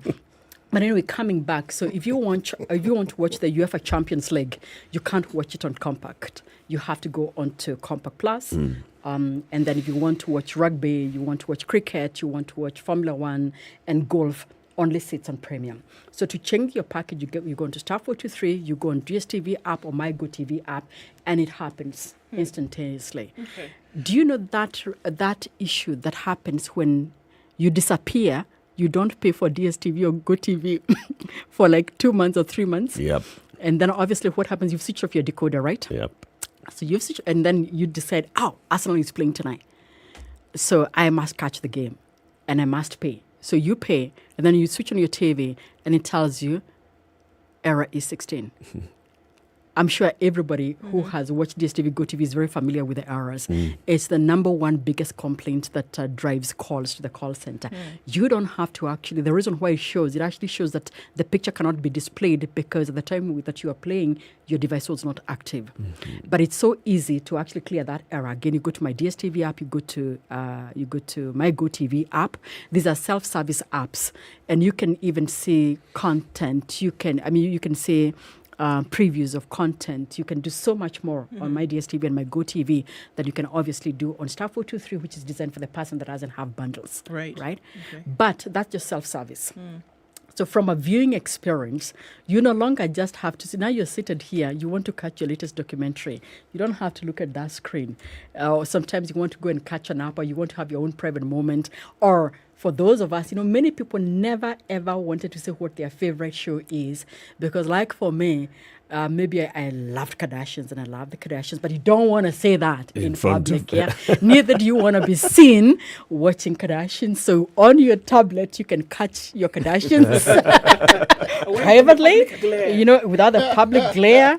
And when you're on the plane or when you're, at the beach or whatever you are at, or even in your room, and you say, I'm tired. I'm tired with TV. You can that's move what together. Jackie does at 3 a.m. Yeah, right. So that's part of our innovation roadmap in terms of innovating from self-service enablement, but also innovating on viewing experiences and ensuring that the customer experiences moves with the time.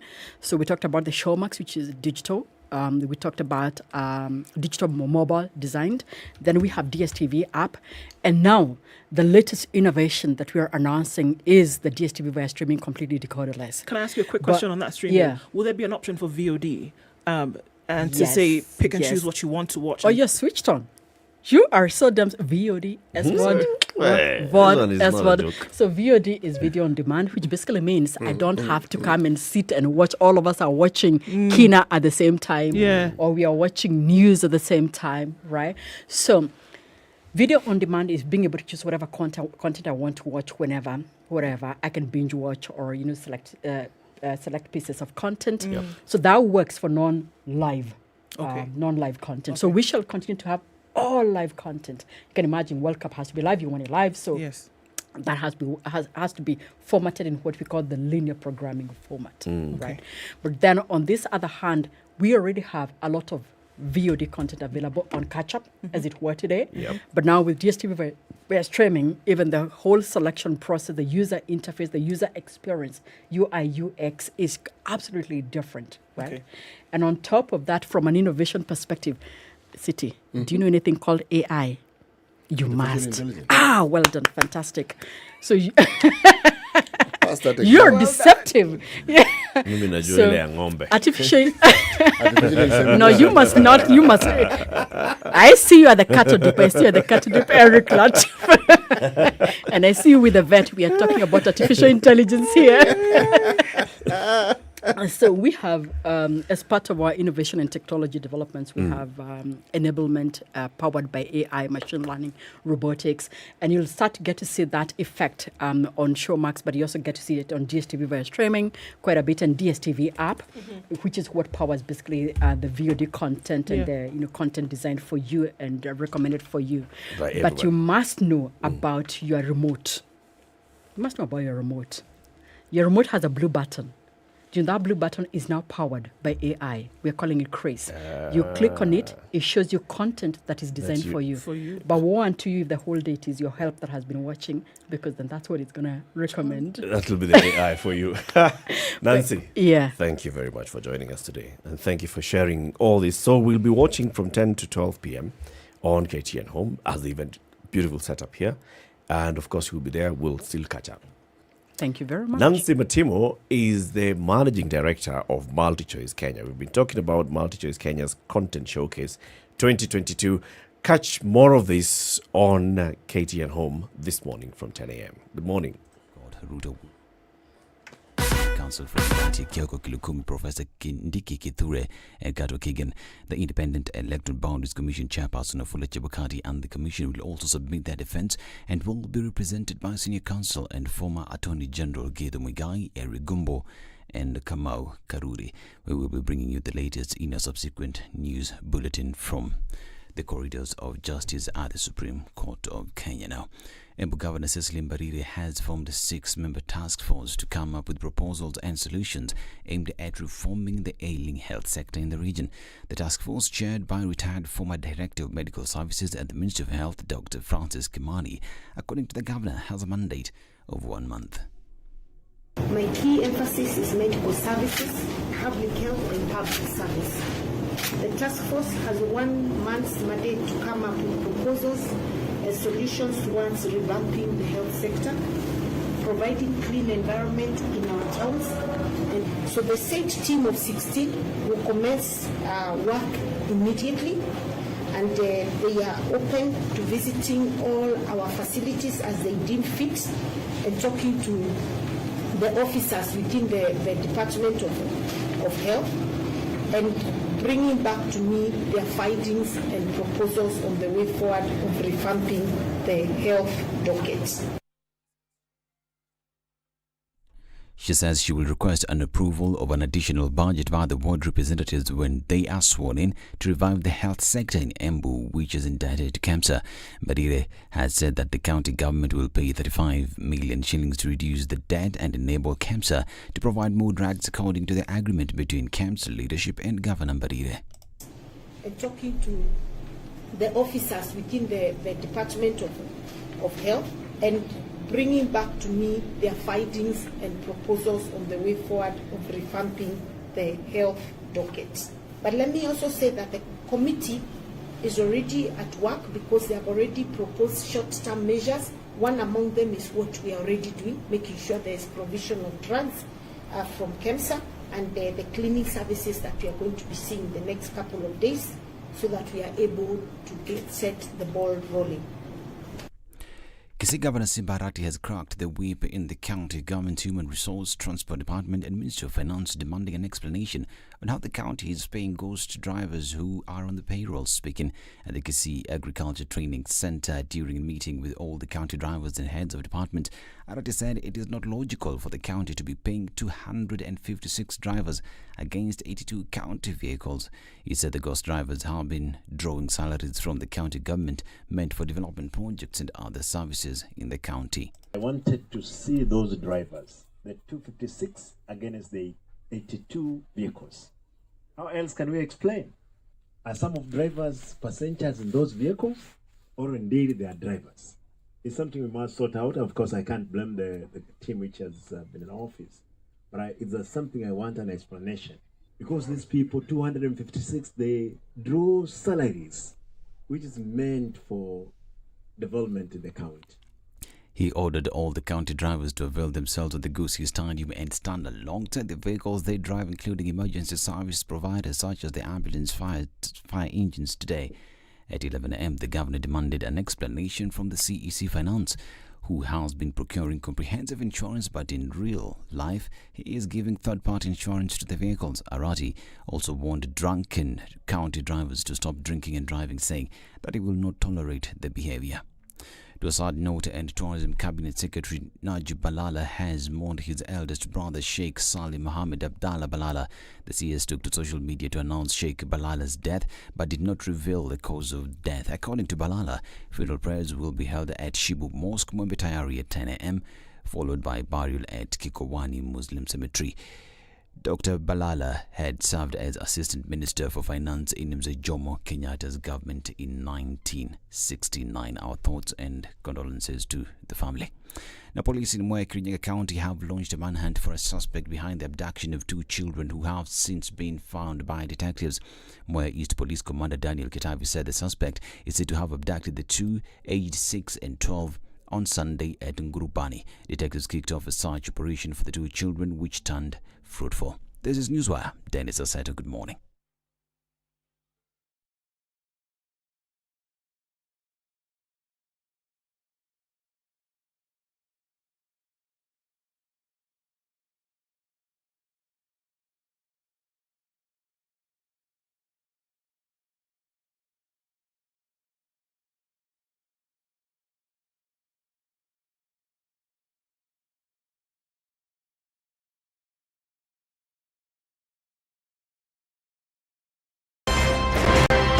When you're impeached, you're impeached. When you're sentenced, you're sentenced. Madam Chief Justice. Until the sentence is set aside.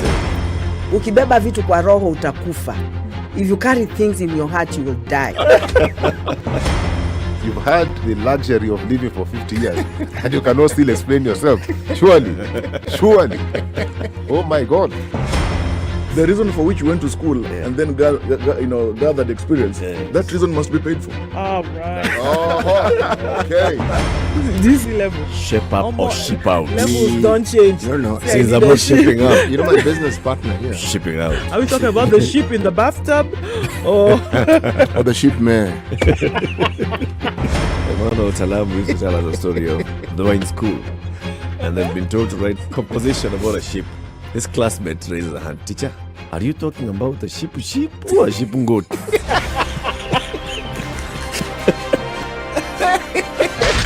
94.4 Spice FM, Nairobi. Okay, we're looking at traffic. It's still building up in most parts of the city this morning. Coming off Jogo Road, it's still heavy as you get towards the city centre this morning. We're also looking at traffic building up on the Thika Superhighway. Coming off Kiambu Road, still heavy in and outbound. It's also doing that business on Limu Road as well.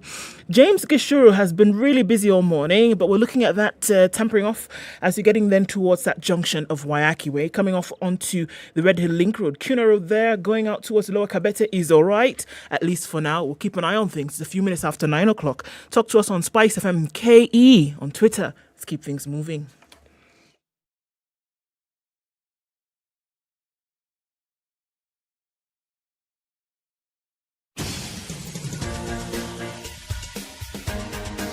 This is The Situation Room, the home of hard-hitting political commentary and penetrating insights about the state of the nation. This is a talk radio experience like no other. The Situation Room, a place for hard truths, debates, and elevated conversations. The Situation Room, witty, political, engaging, deep, controversial. In the room, we have C.T. Muga, researcher, academic, seasoned political observer, a fountain of wisdom in these politically uncertain times. Ndu Oko, Nigerian by birth, Kenyan by choice, communications expert, Pan-Africanist, a truth seeker and believer in people power, and Eric Latif, agent provocateur, the man in the chair, seasoned journalist, news hound, a man who believes in punching up, not down.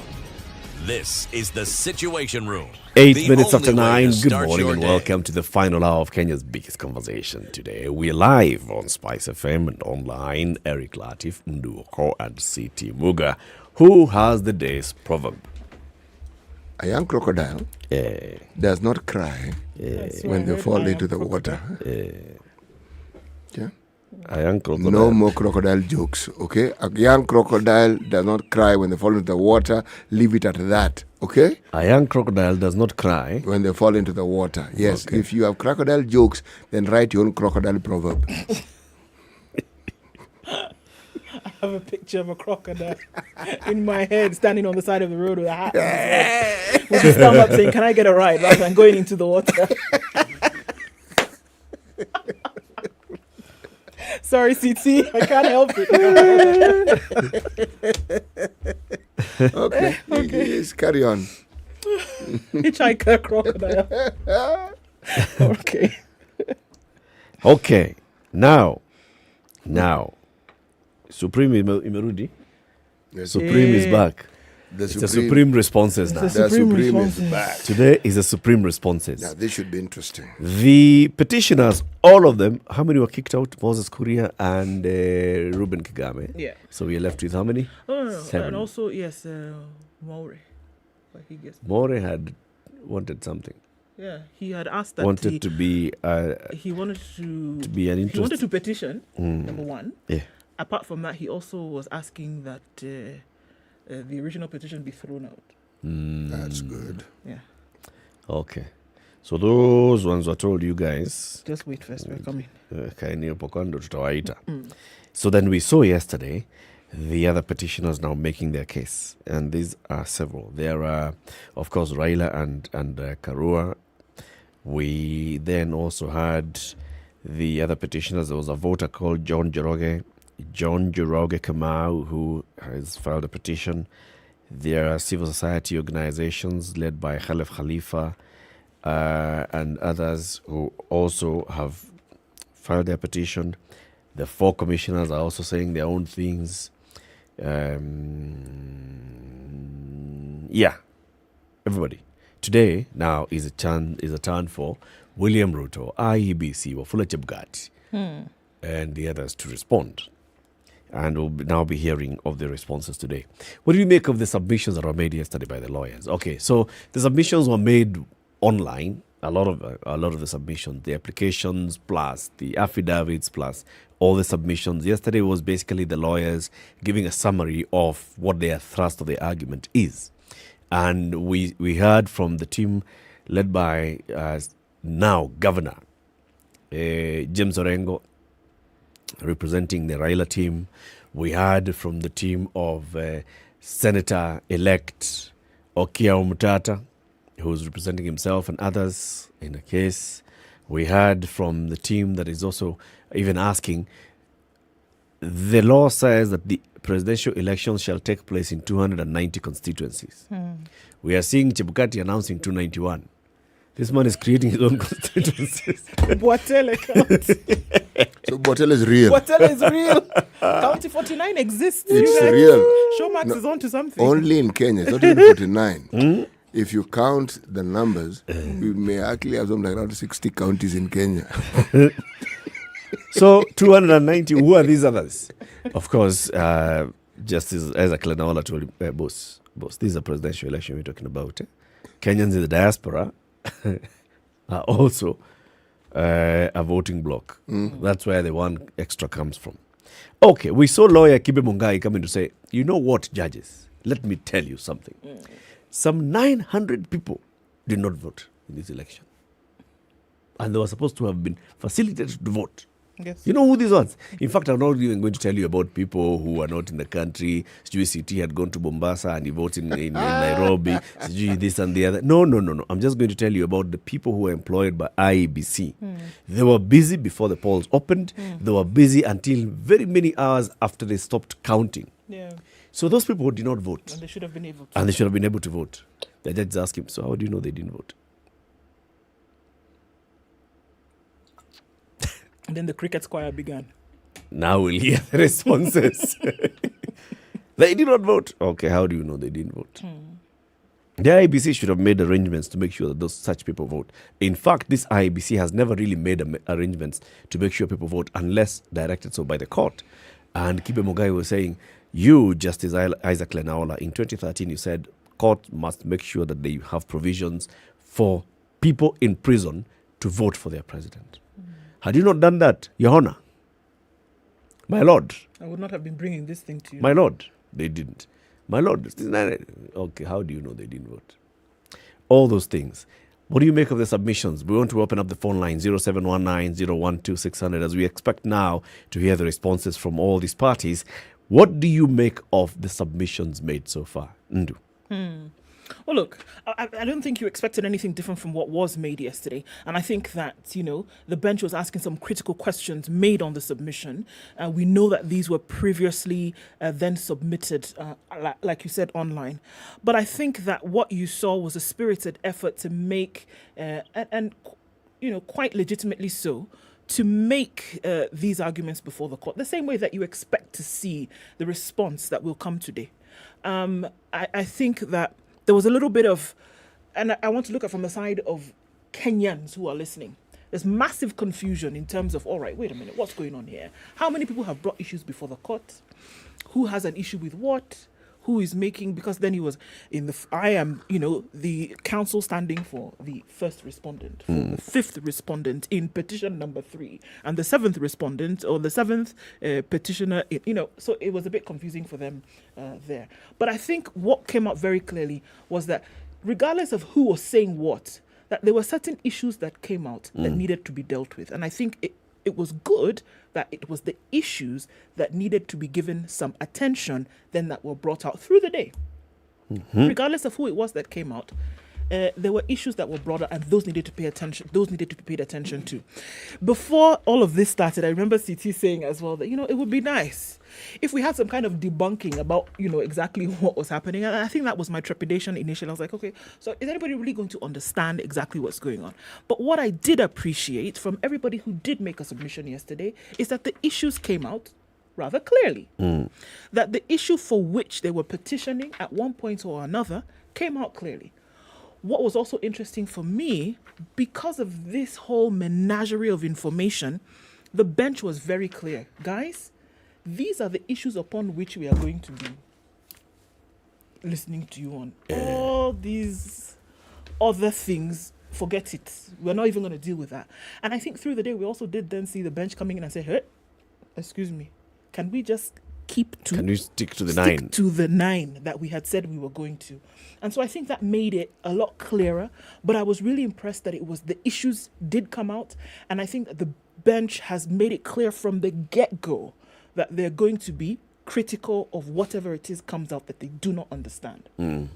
One other thing that struck me is that at the end of the day, when there was the response from the bench to the petitions that were made, or the submissions that were made yesterday, there were questions coming out.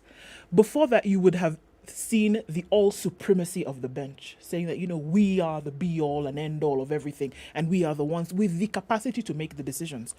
But then, based on what you've told us, we want you to explain to us a little bit further. How would you then suggest that we make a decision like this if 1, 2, 3 then are factors remaining constant? And so those were things that were really interesting for me. To say that the court also then might be in a conundrum when you say, okay, well, so if this is the case, exactly what are you asking? How do you expect us to do this? How exactly do you want us to bring this to book? What do you want us to do based on what you have said? And so I think now we're not looking at a lord to the fiefdom kind of thing. We're looking at, all right, let's make this a process through which, if we get all the information that we need, then we can now adjudicate on the same. So that for me was those two things very interesting for me. That the issues came out, they were clear. The issues that needed clarification further then were also brought out and said, look, hold on. What exactly are you saying here? Be very clear. Whereas previously we'd be wrapped up in all the legalese and we would jump about, and there was also some fun moments. So I think that was good as well.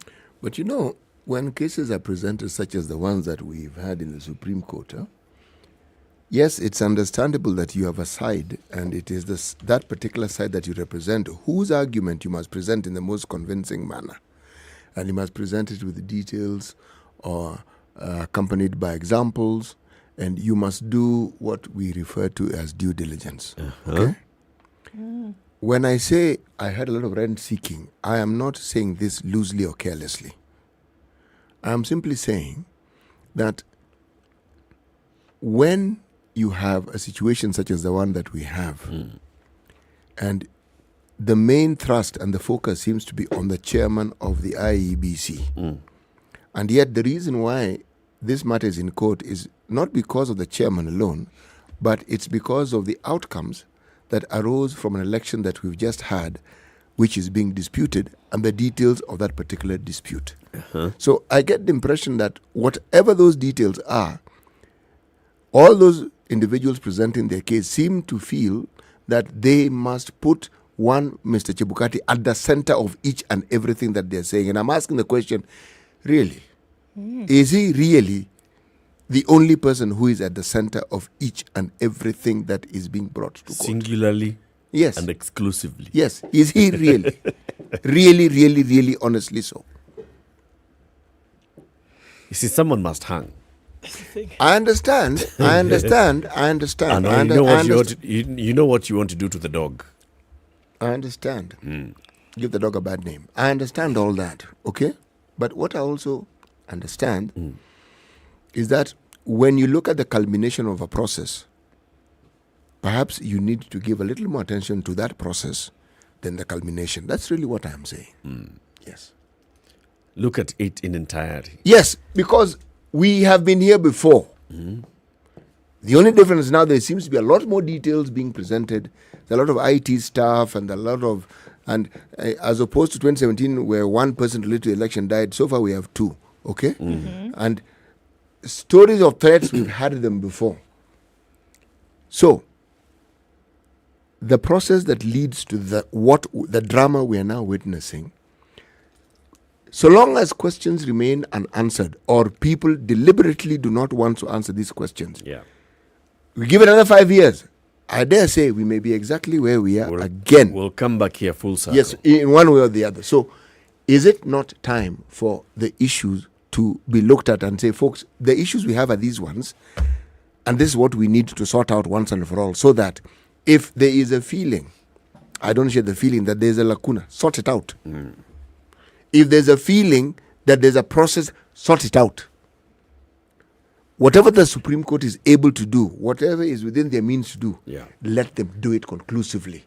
Let them push the envelope this time. Completely. Right? Because what they're being asked to do by the petitioners is, number one, find that this election was not verifiable, accountable, and blood transparent, and all those things, or even countable.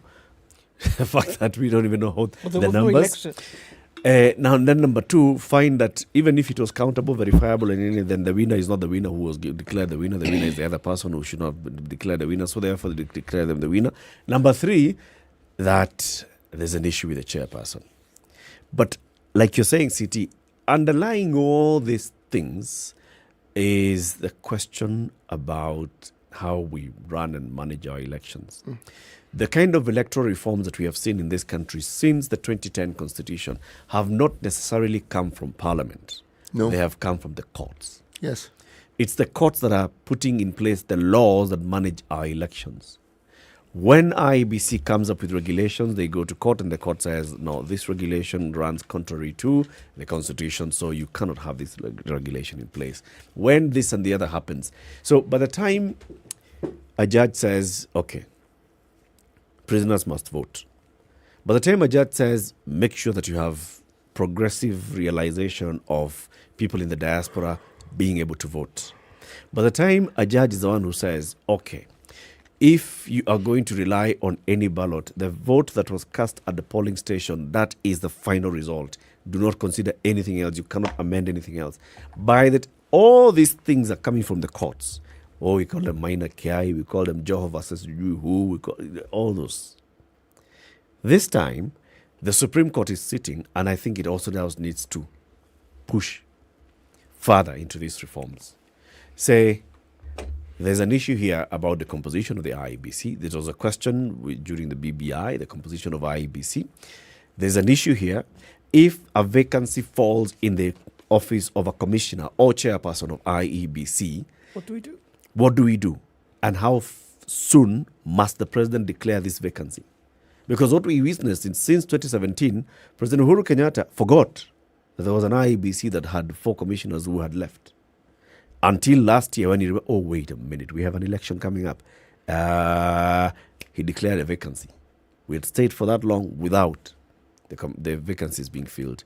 Can the Supreme Court this time say, you know what, if there's a vacancy, fill this vacancy like the law says within this time. If there's an issue here, fill this issue within this time. If there are issues within the management, this is what the commissioners do, this is what the secretariat does. Okay, so I hear what you're saying is that the way in which we saw 2017, whereby we have this thing upon which everything is hinged now, that the election then, or the winner is then announced at the constituency, right? Okay, that came out as a result of the 2017 ruling. So what I hear you saying then is that you're asking that the court be proactive, not wait for these issues to come and then we go into another election and you can see that these issues are here. The possibility of them bubbling over in another election then is still very possible. So rather than wait for an issue to arise whereby we're saying, okay, so what happens? Fix it now. If you see that there is a hole that could likely bring about an issue, a constitutional crisis, a problem when it then comes to the determination of elections, say today, don't even wait for it to bubble over. Say today, what we are saying, whether it becomes an amendment of law, whether it becomes an amendment to the law, whether it becomes something else that you will then gazette in the future, fix it now. Yep. This is our suggestion and let it be made law. Going into an election in the future, we make sure that this has already been sorted out. Let's not wait for a crisis to occur and then now here we are for the next 14 days trying to figure out who then actually won an election at the presidential level. So what I hear you saying is that let there be some proactiveness from the court. Yep. Don't wait for it to come to us and then we adjudicate over the matter. But let's just say, okay, we've seen that in this instance, there is an issue on 1, 2, 3. Now, to avoid it being a crisis in the future, how about we plug that hole with these recommendations that then can become law? That's what I'm saying. I know, well, the judges may not necessarily give, a verdict on a matter that has not been brought before them. Sure. But they can look and say, this is what we are seeing. In the last 4, this is the 4th presidential petition that we are handling. 2013, 1, 2 in 2017, now in 2022. This is what we're handling. The issues that seem to be cross-cutting touch on this, and the other. And aside from the judgment that they'll give on the 9 issues, they also come up and say, so these things need to be fixed, and they ought to be fixed within the next 12 months, and we give this job to Parliament, come up with the law, we give this job to IEBC, come up with the regulations, sort this issue out. After that, we move. Because we are all just dancing around the same issue. Politicians are not interested in reforming our electoral process. No, they're not. They are not interested. It's not to their benefit. And for them, it doesn't really matter. These guys are still eating their full meals in Karen and wherever. You know how they say if it ain't we broke, are the don't ones fix who it. are wondering, okay, so what's going to happen Did you say today? eating the full meals in Karen? Yeah. Man, they're giving Karen a bad name. You know, they say if it ain't broke, don't fix it. In this case, it is broke and they don't want to fix it because they know where the benefit is. And they will come crying to the Supreme Court at that point. Oh, this is a problem, this is a problem, this is a problem. And the Supreme Court will agree with them and then they go back and chill.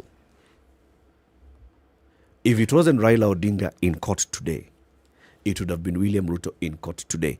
These same things that are being raised here by the Raila team are the things that would have been raised by the Ruto team. All of them. Oh, there was use of, we saw Tuju coming to Bomas. Oh, we saw Ensak coming to Bomas. Oh, there was interference of this team. Oh, do you know people even... walking about like ghosts at 3 in the morning. We saw Babu waiting in his car. Yeah. Believe me. Oh, wow.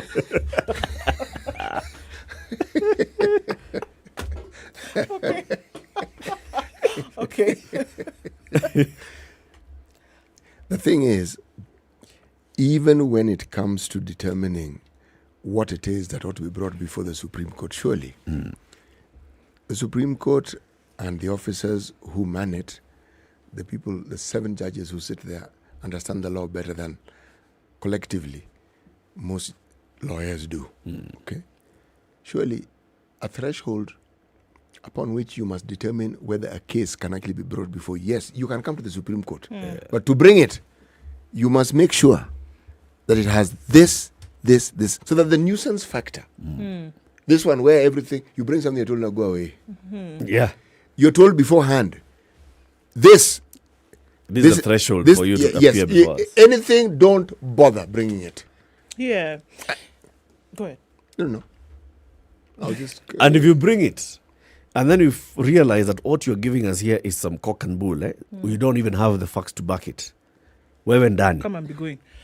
Where when done, you'll be in for 3 months. They'll give you a scholarship. Yes. Yeah. Come here to lying under oath, and then you're trying to amend your own affidavit. Or, by the way, that affidavit, what I said, I later realized that. What do you mean? Dani. Leave us alone. But can we run away from the responsibility that the captain of a ship has, regardless of the interference, to make a decision in one way or another, or to keep your ship and your crew in order? Can we run away from that responsibility? Even as we're looking at all of this, and we talk about the interference, and I really want to look at systems that are in place to make sure that regardless of what happens, look at, and the United States with all its swala, we can talk about that another day, but look at the way in which they conduct elections. There is no body that does this.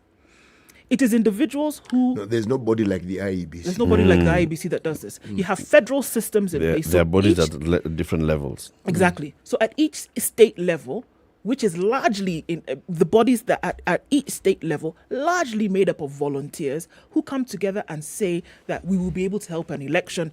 There are rules that they follow. But what allows those processes to take place?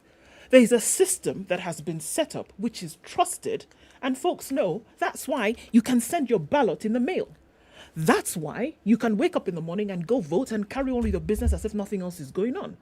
Because the system has been set up in such a way that it is foolproof. Okay. Not foolproof. Largely foolproof. And that it works. For the majority of the time, it works. Why is that? It's that over time it has been set up to perform or to operate in that manner. But if you ask who is the person that's running the ship, whether at a micro or macro level, should the person running the ship, whether there is interference from the political space or not, take responsibility for what happens with his or her crew and equipment? You give me a job and then you come and run around everybody else, and then I take responsibility. Let's hear from Zachary. Zachary in Nakuru, good morning. Oh, good morning, you people. I'm not in Nakuru, I'm in Gatudu South. Oh, you moved? Yeah, until after the Supreme Court declares whatever it's going to declare, and things cool down, that is the time I'm going to appear now in Rift Valley. Things are cool, Buana. What are you saying? Otherwise, I've been down with the pneumonia. Pole. Oh dear. Were you rained on, Zachary? Guys complain, where is Zaka Baba Idira? He's going to Bali, prophesied he's going to service. And now I have done it. And God, I'm happy that you people are back. Good to have you. Good to have you, man. Where you had goal. Now, this is the point. I think Supreme Court should be named the Supreme Court of Kenya. There is that Kamute you put there, you call it stroke Laira. Because it seems it was established for Mr. Raila Odinga. Yesterday, Mr. Eric, I went to Zika, I went to Yabu, I went to Ruiru. And let me tell you, these are not good, especially in terms of business, yeah? And everyone is saying, how comes? I talked to so many people, including my Zachary Nawarebos, yeah? And they were saying, this Raila, every time he refuses. Remember when there was this the presentation of papers to the IBC, Mr. Modi Idea said, there is something wrong with this guy, Mr. Chebukati. He was asked why, and he gave his reasons, and I hope that you have the clips. Everyone knows. He said, okay, Mr. Raila is very comfortable because he thinks that things are going to go his way. Ruto is comfortable because he thinks that things are going to go his way. But the way I'm making noise here now, because I'm complaining about Mr. Chebukati and his kind of dictatorial tendencies, yeah? These guys are going out to collide. And it's going to be their turn come after 9 August, yeah? And true, it happened. This is exactly what is happening. So what I'm saying is this. Going by the fact that we have I do not think Mr. Chebukati is the problem. Neither do I think that whoever voted for Ruto is the problem. The problem, as far as we are concerned now, and the fact that we have, is Mr. Raila Odinga. And I would kindly allow him to urge him, if he can, he is listening to me, retire, you young man. Can you call off those lawyers, tell them, okay, I've decided enough. I've gone for this before. This is the same time. Kenyans have said enough. He let him not blame his failures on anyone, including one Mr. Honorable Mr. Chebukati. That is my take. And let me say this, yeah? Raila is on the record saying, Mr. Raila, are you going to accept the results if you are defeated? And he said yes, because he had been told by some people from some quarters that, oh, we have got all the systems. We have got the deep state. We have got the state machinery. He believed, and he engaged what we call complacency. That because now we have been told that we are going to be supported, let us do the ABCD. Let us not, so much campaign. Yeah. So the results come. He is not agreeing. Last time he didn't agree. Last time, but one he didn't agree. Why? Zachary. So, as far as the business situation is concerned, Mr. Eric and the panel, people are... Zachary. Yep. Do you have evidence for all these lovely things you're saying? There is evidence because I hail you. I also hail you, Brother Zachary. I mean, you've gone on nicely, and I'm listening. I have evidence because... Yes. In 2017, I was there. Yes.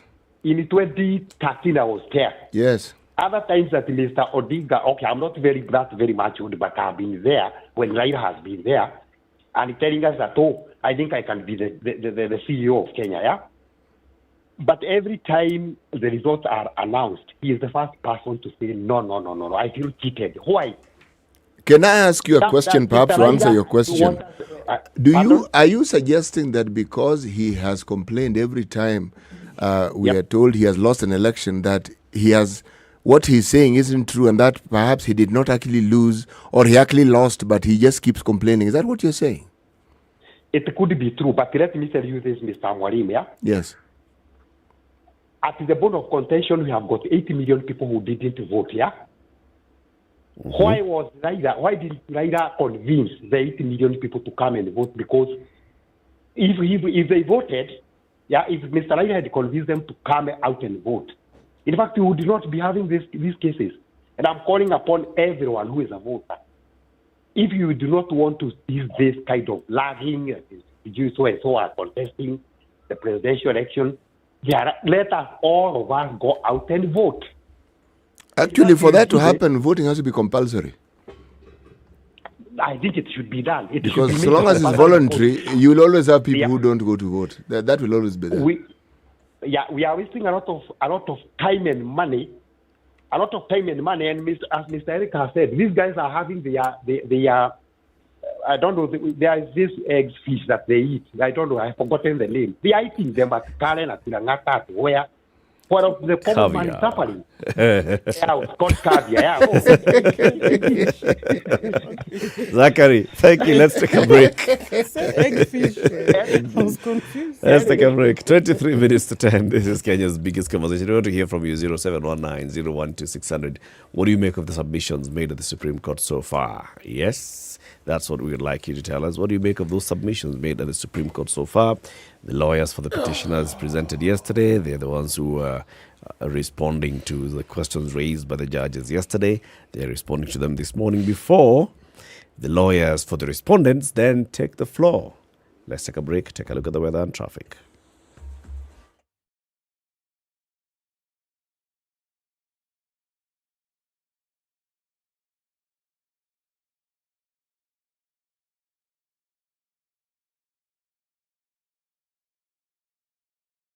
Tengisa kidole, agano kidole. Thank you.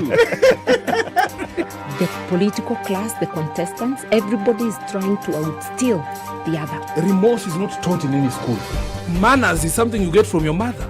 You don't get it from your political party. Why are we so unfocused as a country? Why are we spending money and resources, yet we have real challenges in this country? This coronavirus pandemic should teach us one thing, that universal healthcare is critical. Because at this point, whether you have a medical card that covers you, it doesn't matter. It doesn't matter. This is the Situation Room, the only way to start your day. Cloudy conditions in Nairobi. We'll see highs of 26 today, and we'll see highs of 22 in Nakuru, where it's rainy this morning. Rainy in Nyeri, going to highs of 21, and we'll see highs of 25 in Eldoret. The rain continues to come down in Mombasa, as it does in Malindi this morning. Cloudy conditions in Kisumu, going to highs of 28. We'll see highs of 28 as well in Kakamega. Kampala, the rain is still coming down. It'll go to highs of 29 today, and we'll see highs of 29 in Dar es Salaam. 6 degrees and warming up in Johannesburg, and we'll see highs of 29 in a cloudy Lagos. 32 is the high in Kinshasa today. Looking out into Beijing, it's warm going into the evening. We'll see highs of 29. Paris will see highs of 29 today, as London will see highs of 28. It's 24 degrees, and it's still Wednesday night in New York. Coming to Thursday, we'll see highs of 30.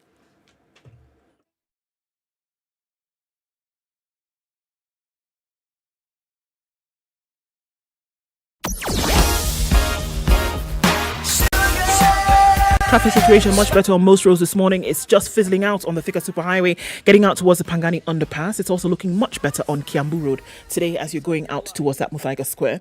Looking much better coming out of Westlands. James Gishiri was an absolute mess, but that has cleared up. Further into the belly of Gigiri, we're seeing Limuru Road with some traffic, but it shouldn't be too bad as you get closer and closer to 10 o'clock. Langata Road mess that was before, that has been sorted out, so we should be all right. Coming in from industrial area, looking at Lunga Lunga, Likoni, as well as Lusaka and Jogo Road, much better today. There's a tad of traffic on Landis. It shouldn't be too painful, at least not for now, through the morning. Talk to us on SpiceFM, KE on Twitter. Keep things moving.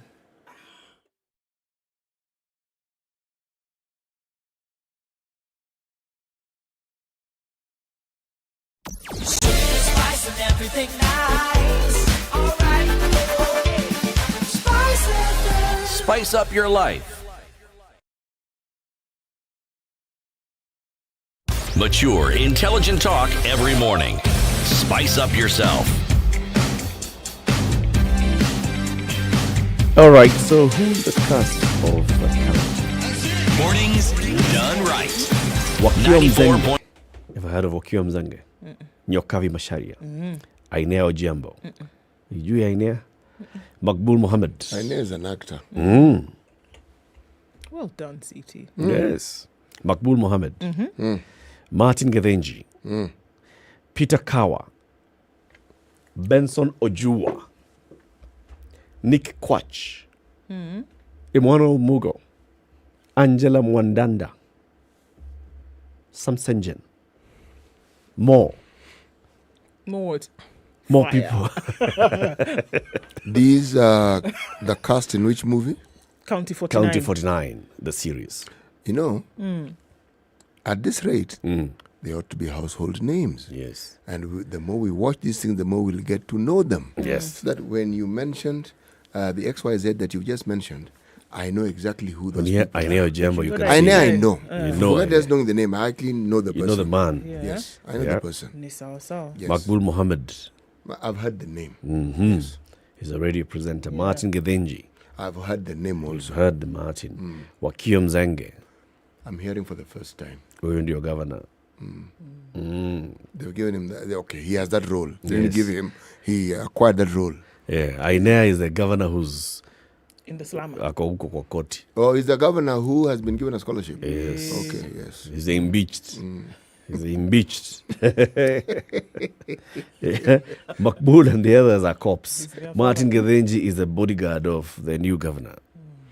No, it is good when you have household names becoming household names. Yes. And then the household names are in a movie that also becomes a household name. Imagine. That's not a good thing. Big. And then when they're actually seen in public, we know.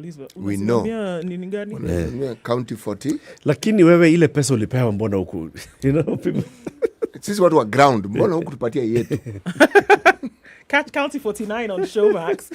For just as low as 760 shillings per month, you have an opportunity to watch great programming such as County 49. Botele is the fictional county in the breadbasket of Kenya. That and other great programming on Showmax. What do you make of the submissions of the Supreme Court? You know, I saw some conversations that are taking place around this time, which were, just like you said earlier, in fact, I think it was you, CT, who said, so was it you or was it Ndu? One of you said... Okay, so what did we say, brother? Should we say what we said? Surely then we can help you. Yes. That it is 7:30 a.m. That's okay. So... that guy imagined this thing. What happens when we're dealing with people's imagination and we're taking the imagination seriously. Okay, imagine Eric. The problem is not the 1,880 other elections that take place on this same day. It's myself. It is you said. Myself. Yes, it is the presidential election. All these other 1,880 like elections are fine. Yes. Kajuras, it is a fine. Governor, fine. Woman rep, fine. MP, fine. Senator, fine. This one, president, issues. So, do we hold it separately? So long as we have a situation where we hold as a national position that theft is to be upheld and that wrongdoing is to be glorified. Yes, exactly. And that wrongdoers should also be glorified, and which means that whatever it is that represents the public coffers will be pilfered to the very bone. The very basics that the citizens need to carry on with their lives will not be there. And so this position of the president and the political class that support the presidency will always have a position that is unrealistic and unnecessary. Absolutely. So long as you see this position of power as one that will have a trickle-down benefit to you as members of the political class, then you will forever see this election of the president as one that is high stakes. You will. Yes. You will. Because the position of the presidency, I mean, far be it from us to ever imagine that the position of the presidency was one of service. I mean, why would you ever think that? It is one of, okay, when I'm there, then what can I do while I, do a little bit in terms of infrastructure here, there for the people, development, talk to other people around the world who are in the same position. But, far be it from you to think that that would be what you would be focusing on. Not really. The focus, let's be honest right now, in terms of power and influence and the people who coalesce around this particular position, that is why they will be forever interested in what happens with an electoral body when it comes to the position of president for election. Well said, sister. I mean. Well said. What should the solution be? Eric, there are two things that you mentioned in the course of our conversation since early morning. One was the operationalization of the Judicial Service Commission. The Parliament, clever people, had their own. There's a public service commission. There's been talk of having a health blah, blah, blah commission. Yes. Okay? The reason why this has been so is so that people can manage their own affairs. And Serikali Kuu doesn't have that control that it can actually wave in your face. The waving in your face means they can actually deny you things that should be rightfully yours. Yes. Okay? We associate things that are our rights with leadership and political leadership at that. We associate it, and we shouldn't. It should be a given. We shouldn't even be demanding for it. We should be demanding for them to be made better, not that we don't have them. Unfortunately, the presidency in this country or the presidential position has always represented goodies that are our right. And those in political positions have given us the impression that for us to get them, we must kowtow to them. And as you put it, Eric, we must kiss the ring. Now, we may say, and we are improving on that particular score, but unfortunately, we still believe that goodies, our rights, which we refer to as goodies, come to us by virtue of who is at the helm and who it is that this person favors. We still have that mindset. And the leaders have that mindset also and conduct themselves in a like manner. And that is why every so often when you have the Auditor General going about their business, in this case going about her business, you find Constituency Development Fund issues, counties issues, procurement and national government issues. KEMSA, issues. They're always issues. And the issues, if you look at them keenly, revolve around services that should have gone to the individuals not having gone to them, because some people have played that inky, pinky, whatever that thing is. The cat has danced. Exactly, the cat has danced the disco. The disco. Yes, now, the question we are then asking is, when will this come to an end? Yeah. In all honesty. Yeah. Let's go to the phone lines. Ali in Mombasa. Good morning. How are you, gentlemen? Good morning. And lady. I like to say that you almost caught up my mouth. Okay. When your last comment was issues in every place. Mm-hmm. I think I would like to take this opportunity and try to put it in a very simple manner. Okay. Me and you, I don't know, because I'm not a professional lawyer or a law. I didn't go to school for law. I don't know, neither of you did. But all this hullabaloo we are having, for somebody to be at the helm and get the goodies that you are explaining, it is the mess of our own created by the lawyers who made up the Constitution of 2010. Why I'm saying so, it is a place where we cannot hold responsible any leader who is doing corruption, one way or the other. Let's forget first about the money corruption. Let's look like administrative corruption, office corruption. Somebody in the office may choose, like me, I'm the governor. I may decide to choose City as my personal assistant. Thank you very much. Whereby City is a good friend of mine and an interested party in my life. You understand that? In that instance, I'm already not choosing the right guy to manage what I'm supposed to be managed with. The second part of it is to choose somebody else to run the affairs. Let's talk of a finance minister.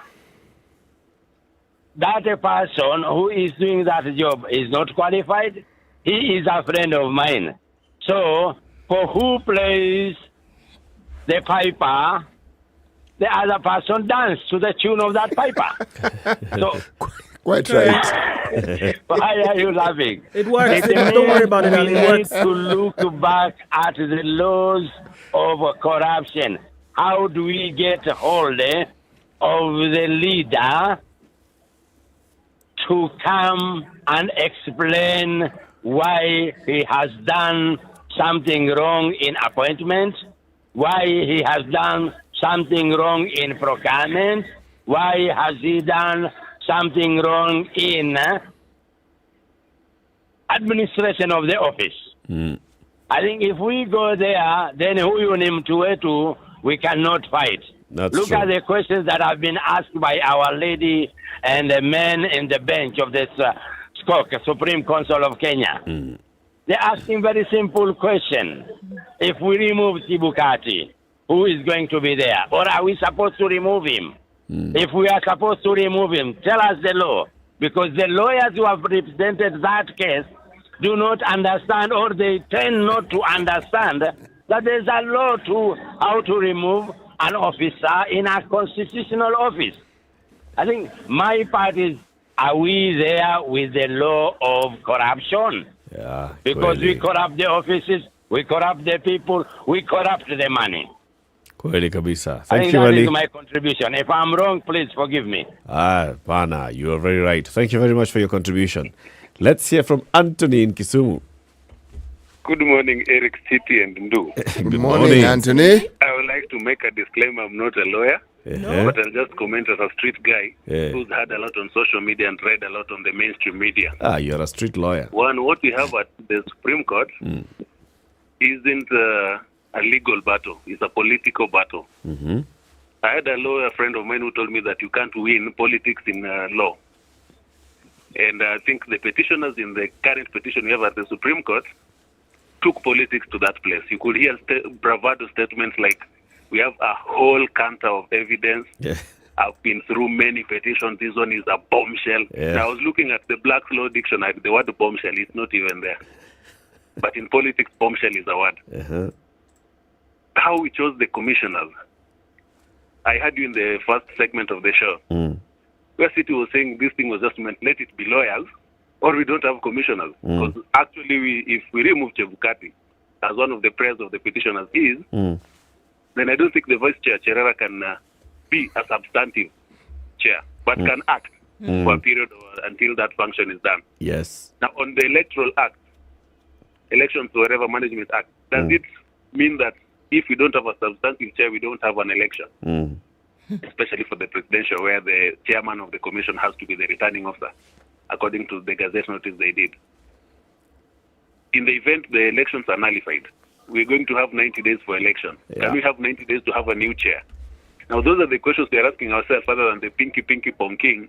And interestingly, I came to realize that the lawyer was saying that was supposed to be in the ballot. Yeah. And apparently a pinky ponking was done, and him and Jimmy Wanjigi were not elected, were not put in the ballot per se. So he's talking from personal experience. Probably the pinky Pacamelo, wherever, ended at Maure. At the disco. Yeah. Ended at Maure. Yeah. So Nyambane and the others were not in the ballot. Now, I'm not even taking issue with the only one election, the presidential one. You said there were 1,100 and something elections. 1,881. I've not had petitions that have been filed. Even the one I expected, like the one in Kisumu, Siaya, or Mabei. They're coming. They're coming. Oh, don't worry, they're coming. They are on 28 days. We are on which day after election? Kada. 21 Yes. So some of them might not come to fruition, which means IBC has a 90% success rate, which in any field of study, except from the scientific, is okay. Because even in social, politics is a social thing, election is a social thing. 90% is gives a margin of error of plus or minus 5. It's over 90%. Yes, what we have is basically a political contest put in a legal perspective.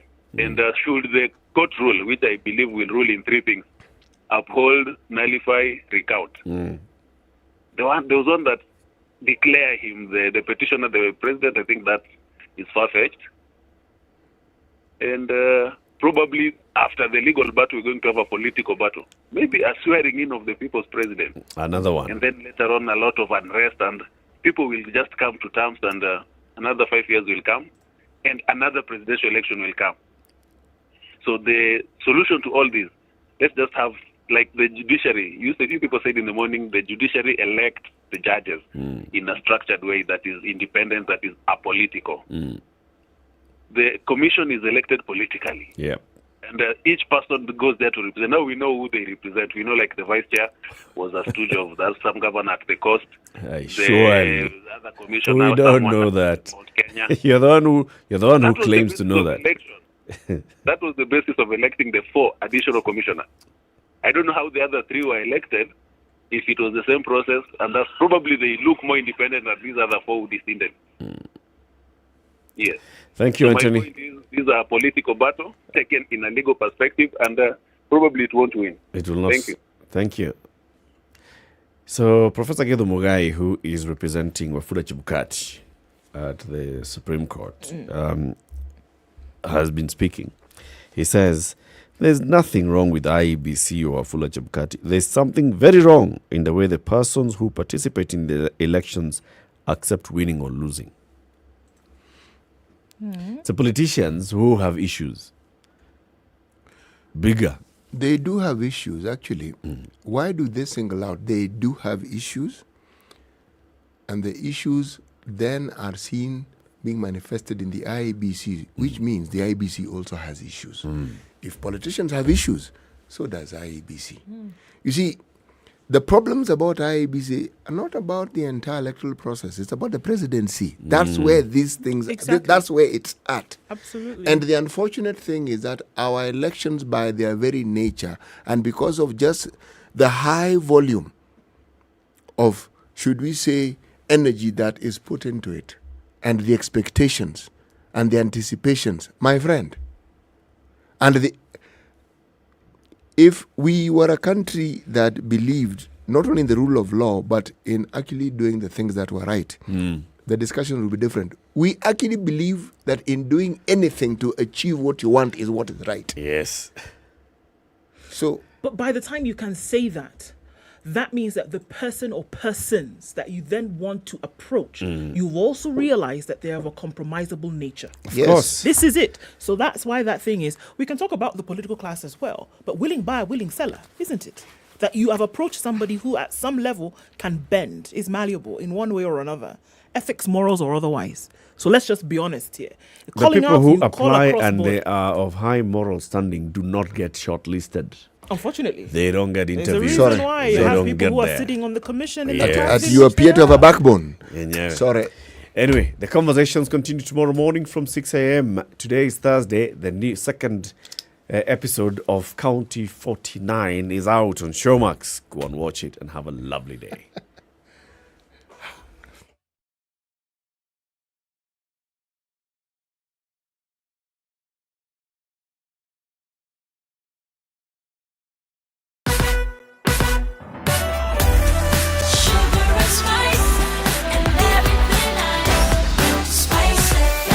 Spice up your life